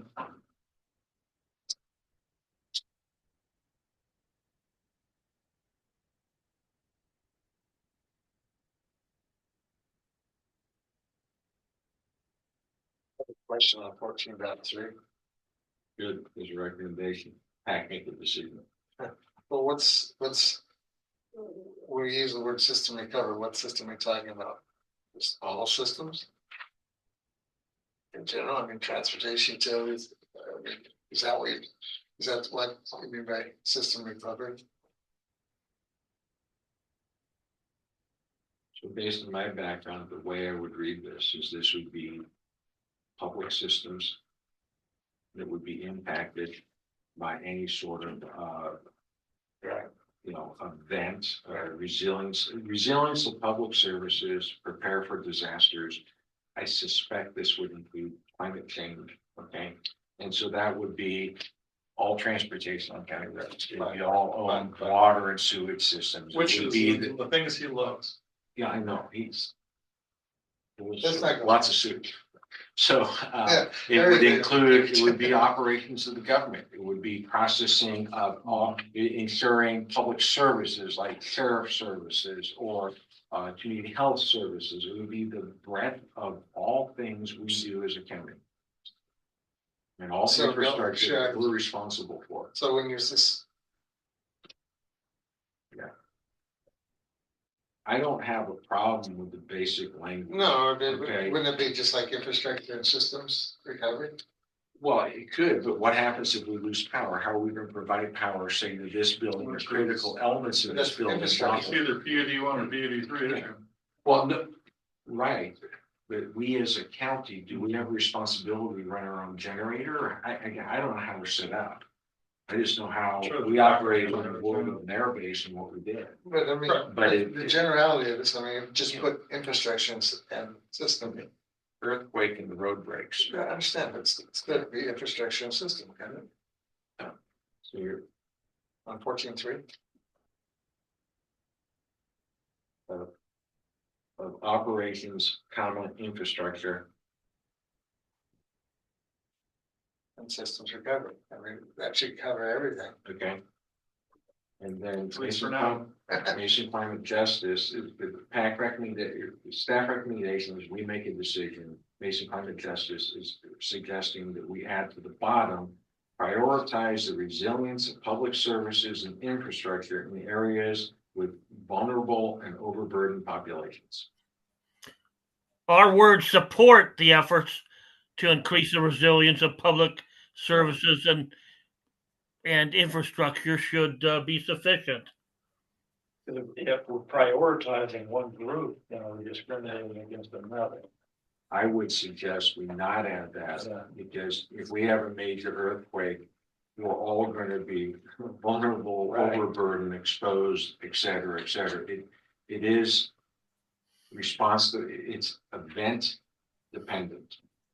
And even on our planned possibility to advance, the reality is. Even if it wasn't widespread, you want your hospitals and other things, regardless of what the other populations are. Yeah. Yeah, okay. So, no, Yeah, so add the word infrastructure. Don't do right, that. that was it. Geez, I didn't have anything 15. So no change necessary in 14.3. There is one change, the word infrastructure after operation, after operations, To be consistent. to be consistent. All right. Wait, where's the operation second paragraph? 14.3 Yeah, the end. at the end. Yeah.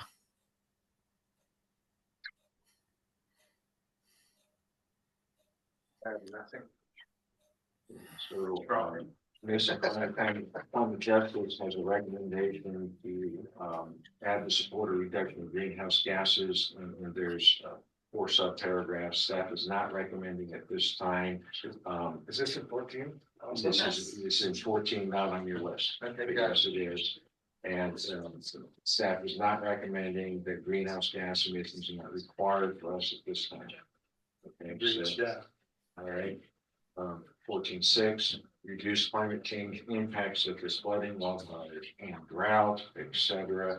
Staff is not recommending this in the policies due to their detailing. This goes on, and there's a 14.7. I agree with So that. we agree with staff there.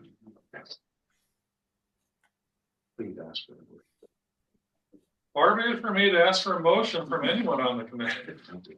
All right. So, may I motion that You know, you say I move. I move that we take the recommendations of staff as suggested with the following. Under urban growth, first, You can just say as amended. as amended. You got it all? Second. I don't know. All right, it's been moved and seconded. Hearing no further discussion due to the time, we will go to the motion. All those in favor, please say aye. Aye. Aye. All those opposed? Hearing no opposition, the motion passes. Now, is it the end? Do we have anything else we need to do before we adjourn? Yeah, like it's done. I don't think we had anything else for tonight. Motion we adjourn. Second. Press. Third. Aye. Did you all approve the We all schedule? approved.